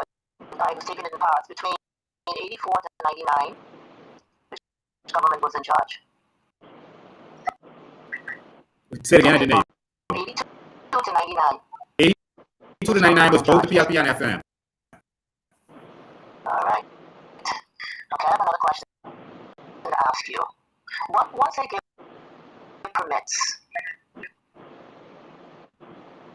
give permits, do they just let people do whatever they want and nobody reports to nobody? And everybody just go out to sea and there's no accountability to these governments? Is this what's happening? That's not what that's what's happening, but not what's supposed to happen. There's supposed to be accountability. All right. So the problem is we've lost all of this money, all this income to our treasury because there was no accountability between the FNM and PLP between May 82 to I think the 1999s. Yep. Okay. So we know what to do from here. I mean, yes, you suggested a going off the shore, right? But shouldn't we bombard them? Shouldn't we show up at their doors and let them know that this here cannot just keep going on and on and on and on? If it ain't NIB corruption, it's not receiving monies from our natural resource. When is it going to stop? We are suffering as a people in the Bahamas, and it doesn't matter what political party you're on. Our country is suffering. Yes. Yeah. Yeah. Okay? This actually have me in a coma right now. Seriously. And trust me, there's more. You think you're in a coma now? I got one more document to drop out there. There's more. All right? So thank you so much for your call. We appreciate it. Ladies and gentlemen, hanging with us today. Hanging with us. All right? Hanging with us. We got some more for you. Just stay tuned right where you are. And so we're gonna put this all of the fines right there. There were 46 where they alleged that they had no recoveries. There were 26 permits with either no recorded field work or no file. The files just disappeared. 19 permits with reported recoveries, but most not divided. All right, which means they didn't share nothing with the government, or account can be given for the facts. Sorry, giving up the artifacts. Two archaeological projects and three projects with division. One with cash payout. That's the $307,000 when they found over $1 billion worth of stuff. So they found over $1 billion worth of treasure. And they say to the government, hey, we give you $307,000. Y'all take that, put this in your pocket under the table, because that's more. And then put in the government just so we could say we give them something, give the government itself on $307,000. All of these that you're going to see in here, we just don't have time to go through all of them because there's some very interesting ones in there. All of these, none of these made the news, and to this day they are avoiding this like the plague. They're avoiding this like the plague. And so they, Lincoln, yeah, you go said ahead. the government received, you said the government received 300 plus $1,000. Yes, The government, yes, not the people, the not the government. people, but the Yes, people is the government. yeah. So this fund, this fund that they received, it went into a bank account. Did it went into a sovereign wealth fund? Did it went directly into their private accounts? Where did this money go? Because Bahamians feel like they are not deserving of crown land. They're not deserving of the resources we have in this country. They're not deserving of anything. But we have a different class of people in this country, one set of people and foreigners benefiting off of our natural resources. They Yeah. look at you begging for your own resources, but you have persons over here fighting down their brothers and sisters politically for a $5,000 contract. Wow. Is it not begging? Yeah. I have one more document I want to show the public. I'm going to show them because we've gone over 2 hours now. I'm going to show them that on Sunday when we go live. We're going to talk about other stuff because we got some other stuff to deal with. The situation at Arawaki is horrible. I mean, Arawaki right now is filthy. We got some unions getting some money, and a lot of stuff has been going on. We're going to touch on all of that on Sunday when we do our recap. You're going to start seeing more presenters with us. You're going to start seeing more people doing some stuff. We're trying to organize a legal aid program for all of you. We're trying to organize that for you so that you can call in. Maria is volunteering to do that. So me and Maria will make sure that you're able to, if you have any legal questions, you can come, you can get your questions answered, et cetera, et cetera. And we're going to do a show to teach people the law, to make sure that you're abreast of what's going on. We have to educate the Bahamian public. Okay. And so a lot of you don't really know the law, and you go off what you hear people say, but people make up stuff when it comes to the law. They make up the craziest stuff. They'll say stuff like, oh, you could run the red light after 12 a.m. No law says that. I heard some people before say, "Oh, you can keep a knife as long as it's under 6 inches." Like, no law says that. Like, Bahamians have this thing about making up laws and just saying stuff that they heard other people say. And so we want to make sure that you know your rights, and so that you know what's going on. When you know your rights, is like a power, is a powerful force. You see how I stand up in front of police officers. Now Maria stand up in front of police officers and defense force officers. How we stand up to them, it's not because we have a sword in our hands. It's because we have the law in our hearts. And when we say certain things, they know that they are powerless. And so we are going to make sure that our populace knows the law. All right? We're going to do that. And so we want you to take advantage of that. So we love that, and we love other presenters. Other people are going to be doing different stuff. We're going to call it COI TV, and we're going to be going live, and we want you to pay attention to that. All right. So we open the lines. I can take a few comments. If you see some comments there that's noteworthy. If you have some questions, you couldn't call in, but you want to put your comment there. Remember, they're also trying to block the comments on these lives, but the comments are coming through. You can see them coming from Facebook and YouTube and etc. right on the feed. That's right next to my screen right there. And so when you watch it again, you'll see that the live comments aren't the same as the actual comments is coming through because they're trying to block your comments. They're trying to block your voice. They don't want it to be seen that Bahamians are feeling the way they're feeling and saying the things that they're saying. So they're trying to block that. All right. And so, but that's why we put it up on the screen right next to the screen so that at any time you can see exactly what people were saying at that particular time. Because when you go back and watch this live, the comments on Facebook are not going to be there, but you can see them right there on the screen. We always find a way. We always find a way to make it happen. Someone says, "What happened to your other page, Mr. Bain?" Which other page are you talking about? Because I know it came down on the coalition and we put it back up. The coalition feed on the coalition went down and we put it back up. We're using technology to fight what the government is doing, trying to silence us, and that's why we did this technology to make sure that you can see your comments, and also so that when they knock us down during the live, once we see it, we can put it back up during the live, which we've never been able to do. Someone says your main page. You mean the Lincoln Bain page? I'm hoping that's still up. I haven't looked at it. I'm hoping that it's down.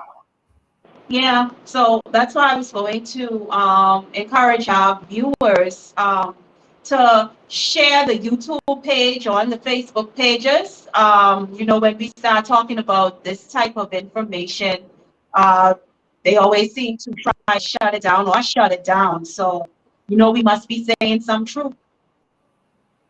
Yeah, in fact, all of the let me see. No, one of the Facebook pages is up. No, it's saying it is up. So I don't know why I you. can't get. Okay, so ladies and gentlemen, this is why we are broadcasting the way we are. This is why we're doing this. They can't stop us. We are everywhere. So make sure I share the message. I'm seeing it on my page, and so maybe y'all aren't seeing it on your end. Yeah, I'm seeing it on my. I can see the page with 20,000 followers. Okay, all right. So it looks like it's up. Someone says it's not up. So for some people it's up. Some people it's not up. That governments have been given certain permission to do certain things and certain access to get certain things. So Marvin Evans, good day, my brother. We see you out there pushing, doing what you're doing every day. He says it's not up. I'm It's looking at not it. It up. says so. For some people, it's up. For some people, it's not up. But guess what? It's always on our website. It's always there, and it's always on the other pages. All right. So if it's not up there, you can go somewhere else to see it. We put this on so many platforms. There's nowhere they can stop us. All It's right. And amazing how our government, our new day government, current and past, are always trying to silence the truth, always keeping the people in the dark. The only thing we are to our leaders is a number. A number. We're not people to them. Just a yeah, number. yeah, Why yeah. suppress this And type it of is sad. information? Yeah. Lincoln is not And on the page. We cannot see it. all right. Well, that means they took it down. I have no idea why they would take it down. But ladies and gentlemen, like I said, we have put it on all the platforms. Every time we came to talk about this treasure, they've taken down my page from last week. When we were going to talk about it, before we started talking about it, they took down the page. Right when I said, now we're going to talk about the treasure, knocked out. So if the Bahamian people can't see what's going on, then it's on them. All right? If the Bahamian people can't see, then it's on them. Let's take this call. Oh, we lost them. All right. If y'all can't see, and if y'all are gonna allow these political paid trolls to continue to spread gossip and nonsense and all this foolishness, and if y'all gonna allow these governments to fool y'all, then so be it. Someone's Angie Clark says, I can see your page. All right. So some people can and some people can't. So they're trying to block it. They're using some software to block it, and we're using software to try to override what we're doing. So this is a war. We're right now in the middle of a digital war, a cyber war, to get the information out there.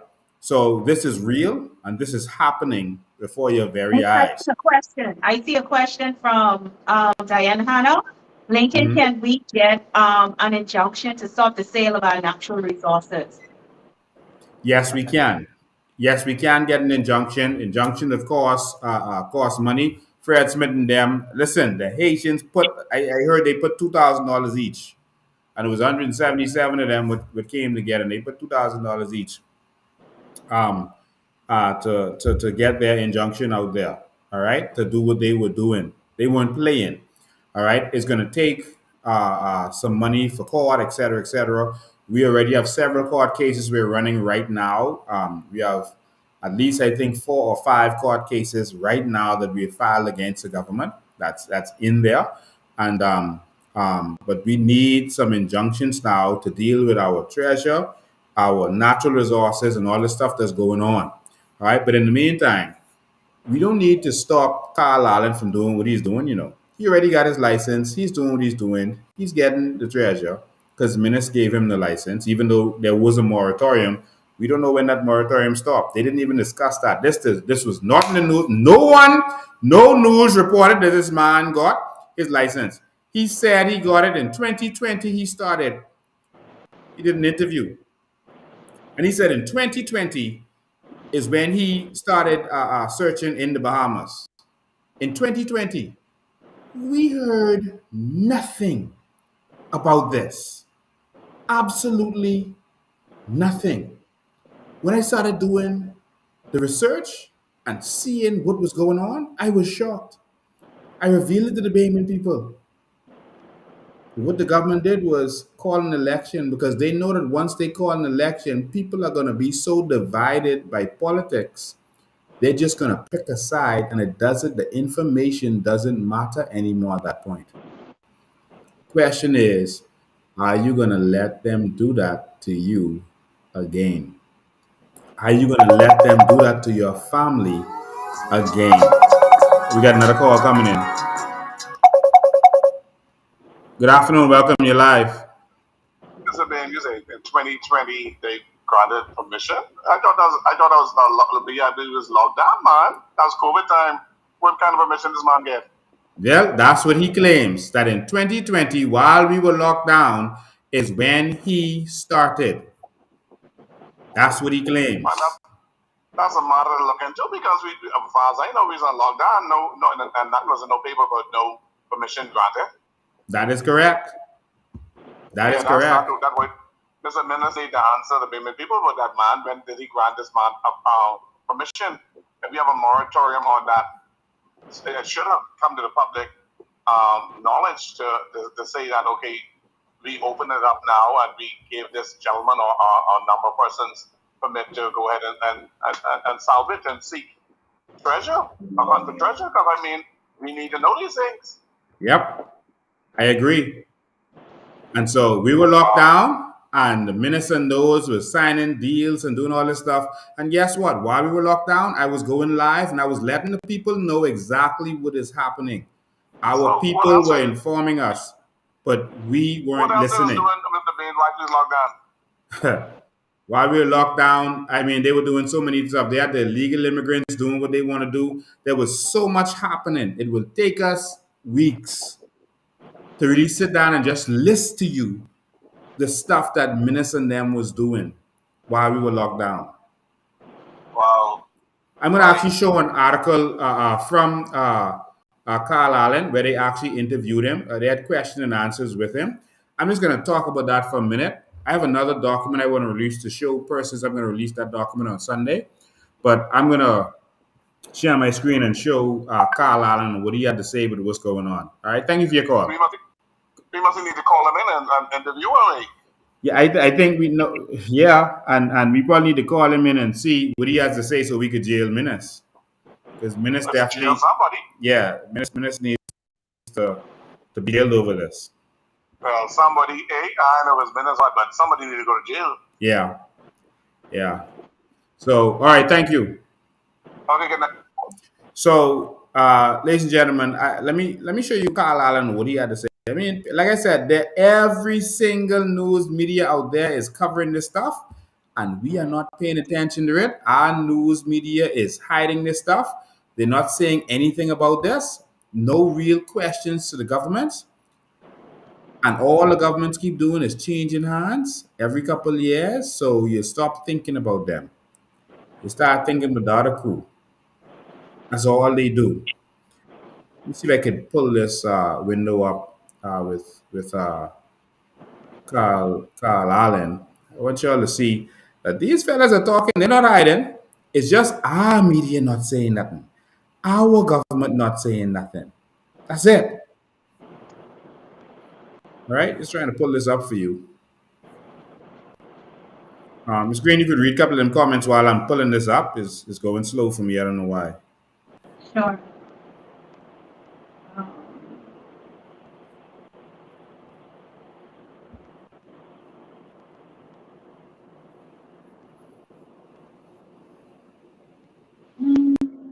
Angie Clark states the media was bought a long time.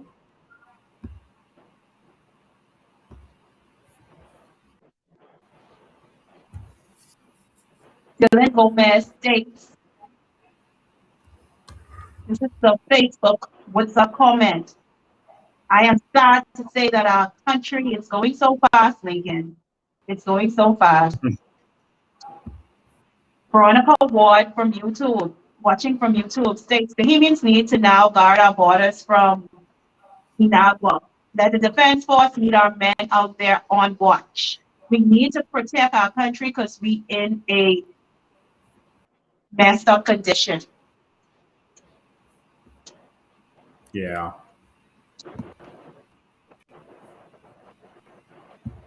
All right. I think I'm going to be able to pull it up now. Yes. Let me share. You keep going while I'm pulling it up. Dylan Gomez from YouTube, watching from YouTube, says that it's the research equipment that we need to get. We have the boats, we have the divers. It's the equipment, the research equipment.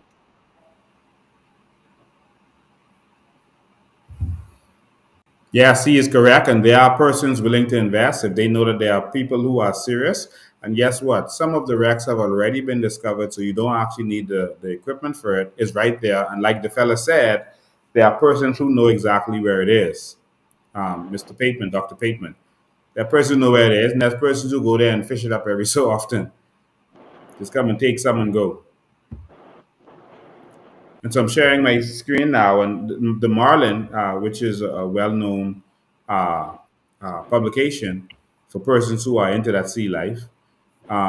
This was an article they did on Carl Allen, meet the fisherman, hunter, diver, philanthropist Carl Allen, passion, um, and they questioned him. They had questioned him like, what are your first memories of Walker's Key? And he talked about his stepfather and how he went up and how he went on the key.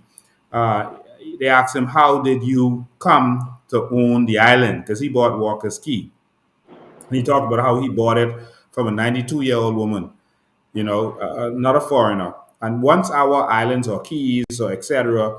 goes to foreigners, it never comes back to Bahamians. And so it went out, and he was able to buy it. What progress have you made, and what challenges have you faced? He said, we started work on the marina, you're talking about on Walker Ski, in 2019, but Hurricane Dorian stopped us in our tracks late that year. We faced everything from the weather, pandemic, et cetera, et cetera. He talked about what all they did and what all they went through, and that's Walker Ski. He says, you were adamant that walkers remain open to the public rather than becoming a private enclave. And he said he promised that to the lady. He said, treasure hunting is another passion of yours. How did you get started? He said, I have a huge passion for hunting, fishing, and diving, and that incorporates all three. I met Mel Fisher in Key West when I was 20, and I got the treasure hunting bug so badly that I almost did that for a living. I asked him on one time if, et cetera, et cetera. I'm not going to read the whole thing, all right? So they talk about some find or whatever and what made him got interested. He said, find anything interesting? That's the question. The answer. So far, we've brought up silver, gold coins, amethyst. That is, of course, the very valuable. Uh, I don't know what to call it, but kind of you could call it excretion of whales. That's very valuable. Um, Emeralds, anchors, and a cannon. Lots of musket balls. The biggest find was an emerald encrusted brooch. That's pretty amazing. And we also found an intricately carved gold chain that's about 11 feet long. The story is that King Philip IV was losing Spanish wars in the Netherlands, France, and England. So this ship was part of a fully laden treasure fleet heading back home to pay for it all. The king was also in failing health, so he asked the Pope how to make it to heaven after his death. The Pope said Philip should deliver to the Vatican a life size statue of the Madonna and Jesus made from solid gold. We believe the statue could have been aboard Maravillas. It would present one of the most significant finds in the world. Um, and so these are some of the questions he was asked.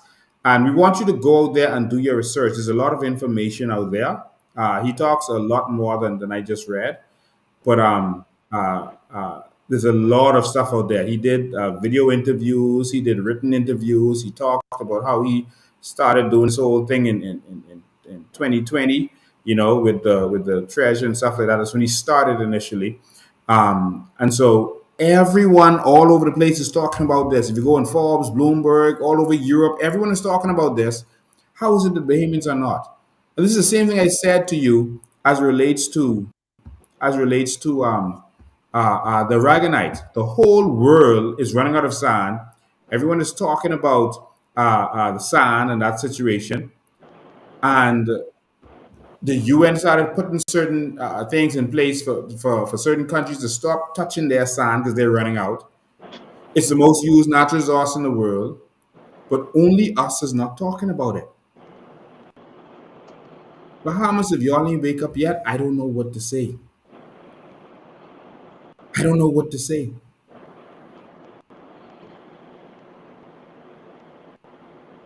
They're making billions from us all around. All around. Last week we showed it to you again. What the Attorney General said about the billions they are making from our natural resources. The billions that they're making. In case you missed it, I'll show it to you again. Back. Well, despite international companies making billions of dollars from our country's natural resources, the Bahamas has not seen 1 cent of that money. That, according to Attorney General Carl Bethel. Bethel made those comments while reading the Biological Resources Bill for the first time in the Senate today, which he says will ensure that Bahamians benefit directly from any foreign company using our flora and fauna. For the first time in our history, provide a means to fully regulate the exploitation of genetic and biological information gleaned from the flora and fauna of the Bahamian ecosystem throughout our country, which has been utilized in the past by a bunch of cosmetic companies to make billions of dollars with not a cent coming to the Bahamian people. And so we are, this bill, when we get to it, and you will see that it is for the benefit of every Bahamian. Every Bahamian will benefit.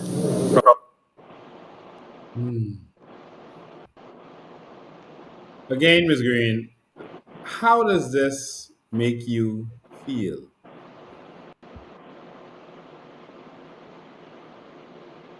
By the time as I get through expressing how I feel, people will label me as a very emotional person.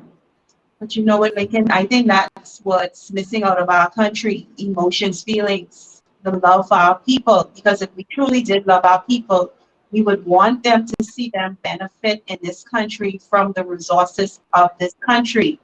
It's just sickening to know that our country is suffering. Our people are suffering from Grand Bahama, Abaco, right here in Nassau. I mean, all throughout our family of islands, we have persons suffering when we're sitting on a gold mine. I mean, you have other countries around the world that are allowing their citizens to benefit directly from their natural resources. Countries with way less problems than what we are faced with larger population. Okay, Wow. we need to realize that the natural resources is the nation's currency. And a lot of the problems and issues that we are faced with in our country when it comes to funding, funding our country in terms of infrastructure, all of our social services, hospitals, schools, education. It's right there, Lincoln. It's right there. And then we Wow. have that new Ministry of Natural Resources and Environment. Hmm. We are actually paying the minister for that ministry to run that ministry.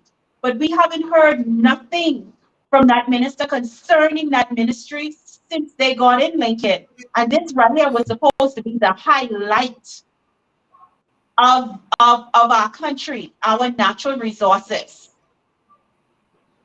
But they said Wow. that they started the ministry and everyone praised and clapped and that was it. Wow. So we spoke for a long time today. I see someone going back and forth with someone. I think they're calling him a troll called Trevor Only Me. I think you have some questions that he wants us to address. I don't have a problem taking any questions right now. So if that person have any questions, anything they want us to deal with, we'll do that because that's what we do. And this is the place for persons who have questions, etc. I think they were talking something about the immigration situation. I think they were still focused on that. I think that person that asked, said that all the countries didn't sign. Listen, the countries that didn't sign didn't stand behind Biden on the stage. Grave Davis was standing behind Biden on the stage, supporting it, right? And so let me see. Let me see if Trevor, this person, has something, an actual question, and we can address it. That's what we do. We don't run from questions or anything. If they do, this is the place for it. All right. So we'll give him a minute, see if he does. Someone was calling in just now. We lost them, and so if not, then so be it. But I can say this to everyone listening to this. I am a proud organic Bahamian. I was told of a post by Marlon Johnson. Marlon Johnson. Um, I was told of a post by Marlon Johnson where he is trying to say that we shouldn't be calling ourselves organic Bahamian. It seems like every time there's something to make Bahamians proud or make us feel like we are somebody, there are these same house Negroes like Marlon Johnson who want to bring you as a people down. They want to keep that around your neck. And Marlon Johnson was one of the persons with Minis and and the former Minister of Finance. What's his name? I don't even remember. It's Peter Turnquest. Um, who destroyed our economy over the last several years. Absolutely destroyed it. Marlon Johnson was on social media, caught many times lying to the Bahamian people, outright lying, telling outright lies where he was caught. He was caught trying to intimidate because he is an atheist who doesn't believe in God. And everyone is entitled to their opinion. If you don't believe in God, that's your business. We don't care about that. But he comes on social media insulting people who don't believe in God. So while he is saying that it's insulting to others to call ourselves organic Bahamian, he has no problem with insulting you for believing in God, calling you fools and stupid and cursing God on social media, and the government found it right to make him the financial secretary. And it's these same kinds of people that will insult you for your belief, but they don't want you to have. They insult you for your belief, but they don't want you to stand up for yourself. I am an organic Bahamian, and so Luby George shared his post and said Lincoln should read this or whatever. Luby George, you are a traitor to this country. I am not interested in the word of Marlon Johnson, who was instrumental in destroying this country over the last 4 years, who is instrumental, who does not believe in God and went about insulting other persons. And I'm not interested in anything that you have to say, Luby, who also doesn't believe in God. And again, we don't have a problem with anyone who doesn't believe in God. We have followers who don't believe in God. That's between you and your God or the not God. That's between y'all. But when you are coming out and insulting other people and calling them stupid and fools for what they believe in, etc., then that's on you. All right? When you and the difference is when you are a leader in government and you are forcing your beliefs on others, whether that's your belief in God or your non-belief in God, when you are forcing that on others, that's a different story. And so when Marlon Johnson was forcing his atheist beliefs on others as a leader in this way, if it was just, him saying he don't believe in God, then, okay, that's his business. But when he is writing on social media to the private schools and saying they have no right to teach children about God in religious knowledge classes when it's a religious school, that's wrong. That's evil. And I had to show him the actual law on it. He read one, but he didn't read right after it. He read where you can't force people to learn about religion in schools, but it said right after that, the next section, it said, but this doesn't go for religious private schools. It said it right there, but he quoted one and didn't quote the next paragraph. And this is the evil kind of people that we have in place who disagree with everything that could benefit us as a people. And I spent too much time on them already. Luby Georges, your place is outside of this nation. You are an enemy of the Bahamian people. You have proven that. You condone illegality. You do not speak for all of the Haitian people. There are Haitian people who understand that we don't need this country destroyed. There are Haitian people who understand that we don't want to turn the Bahamas into Haiti with the same corruption, etc. There are Haitian people who understand that. And they support our stance. Our stance is not against Haitians. Our stance is against illegal immigration. Our stance is against corruption. Our stance is against treating Bahamians differently than now you even treat the illegal immigrants. Tell them Bahamians they must come off the land, but the legal immigrants, you can't touch them. Tell them Bahamians they're criminal for being on land, but the legal immigrants, oh, don't touch them. The legal immigrants can build all the houses they want. But you have a police officer, a white police officer coming and saying, hey, you got permission to build this? You got get off this land and shooting gun in the area? That's what we come to. It's our land, and we taking this.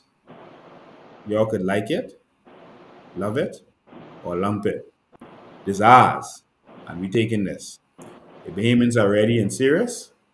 That treasure in that water is ours, and we taking this. So we want to thank all of you for tuning in tonight. God bless all of you. We was trying to give that person a chance to put their what they had to say there. We didn't see them, but we thank you for your support. We want to ask you to continue your support.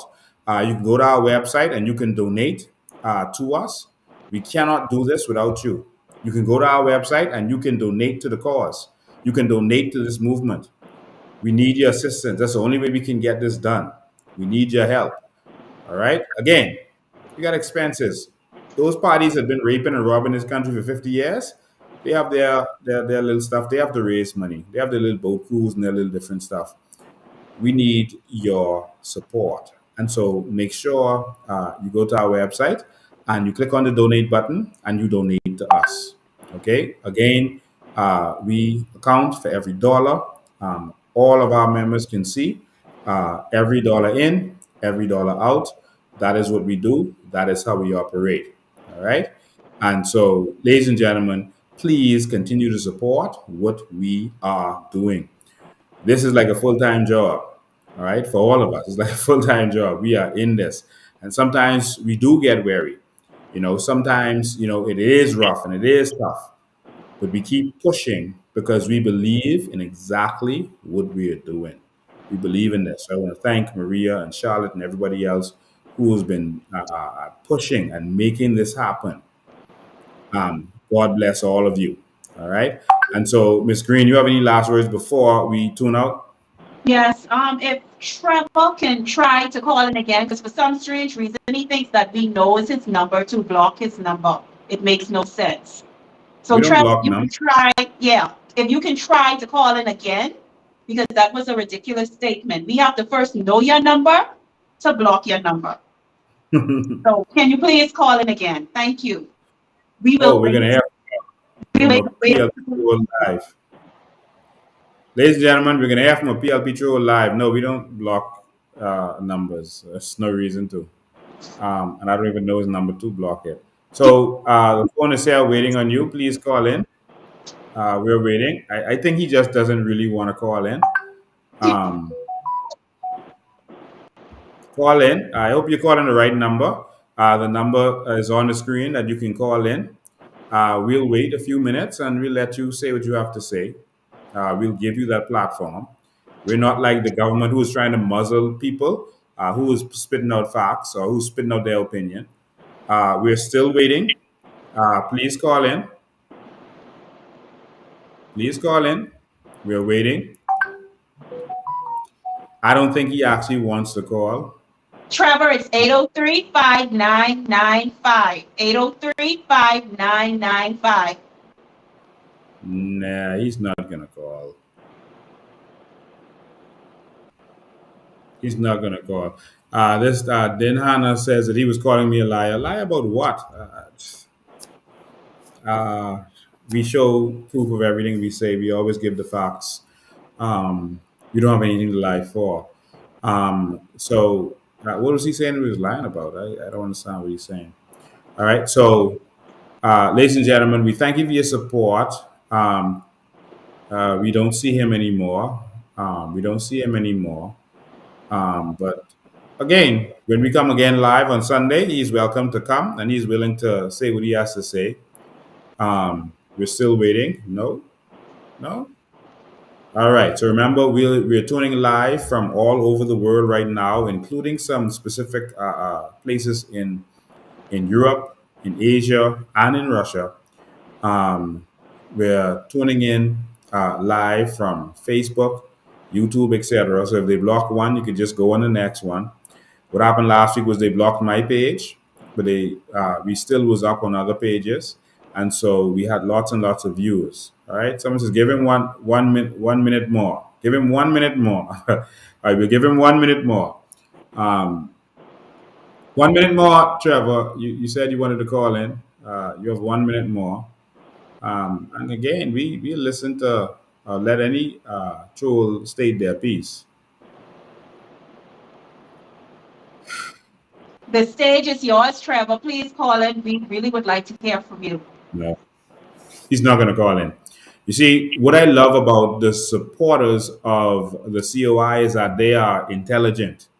They're intelligent. They do their research and they can actually speak on something. The supporters of some of those other parties, they just want to see who could curse the loudest or shout the loudest. And they don't put thought. They just put raw loyalty to party above everything else. What the COI is about is the Bahamas and Bahamians. All right, this is not even about a party. This is about a nation. This is about a country that we are gonna fight for. And so we thank you for tuning in. We appreciate it. If you love and support what we're doing, please go to our website and support us.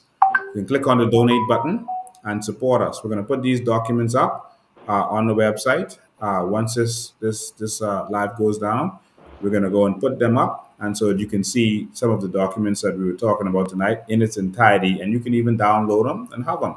All right. So we want to thank all of you for tuning in. Listen, ladies and gentlemen, we want you to know and understand, that change is definitely not coming.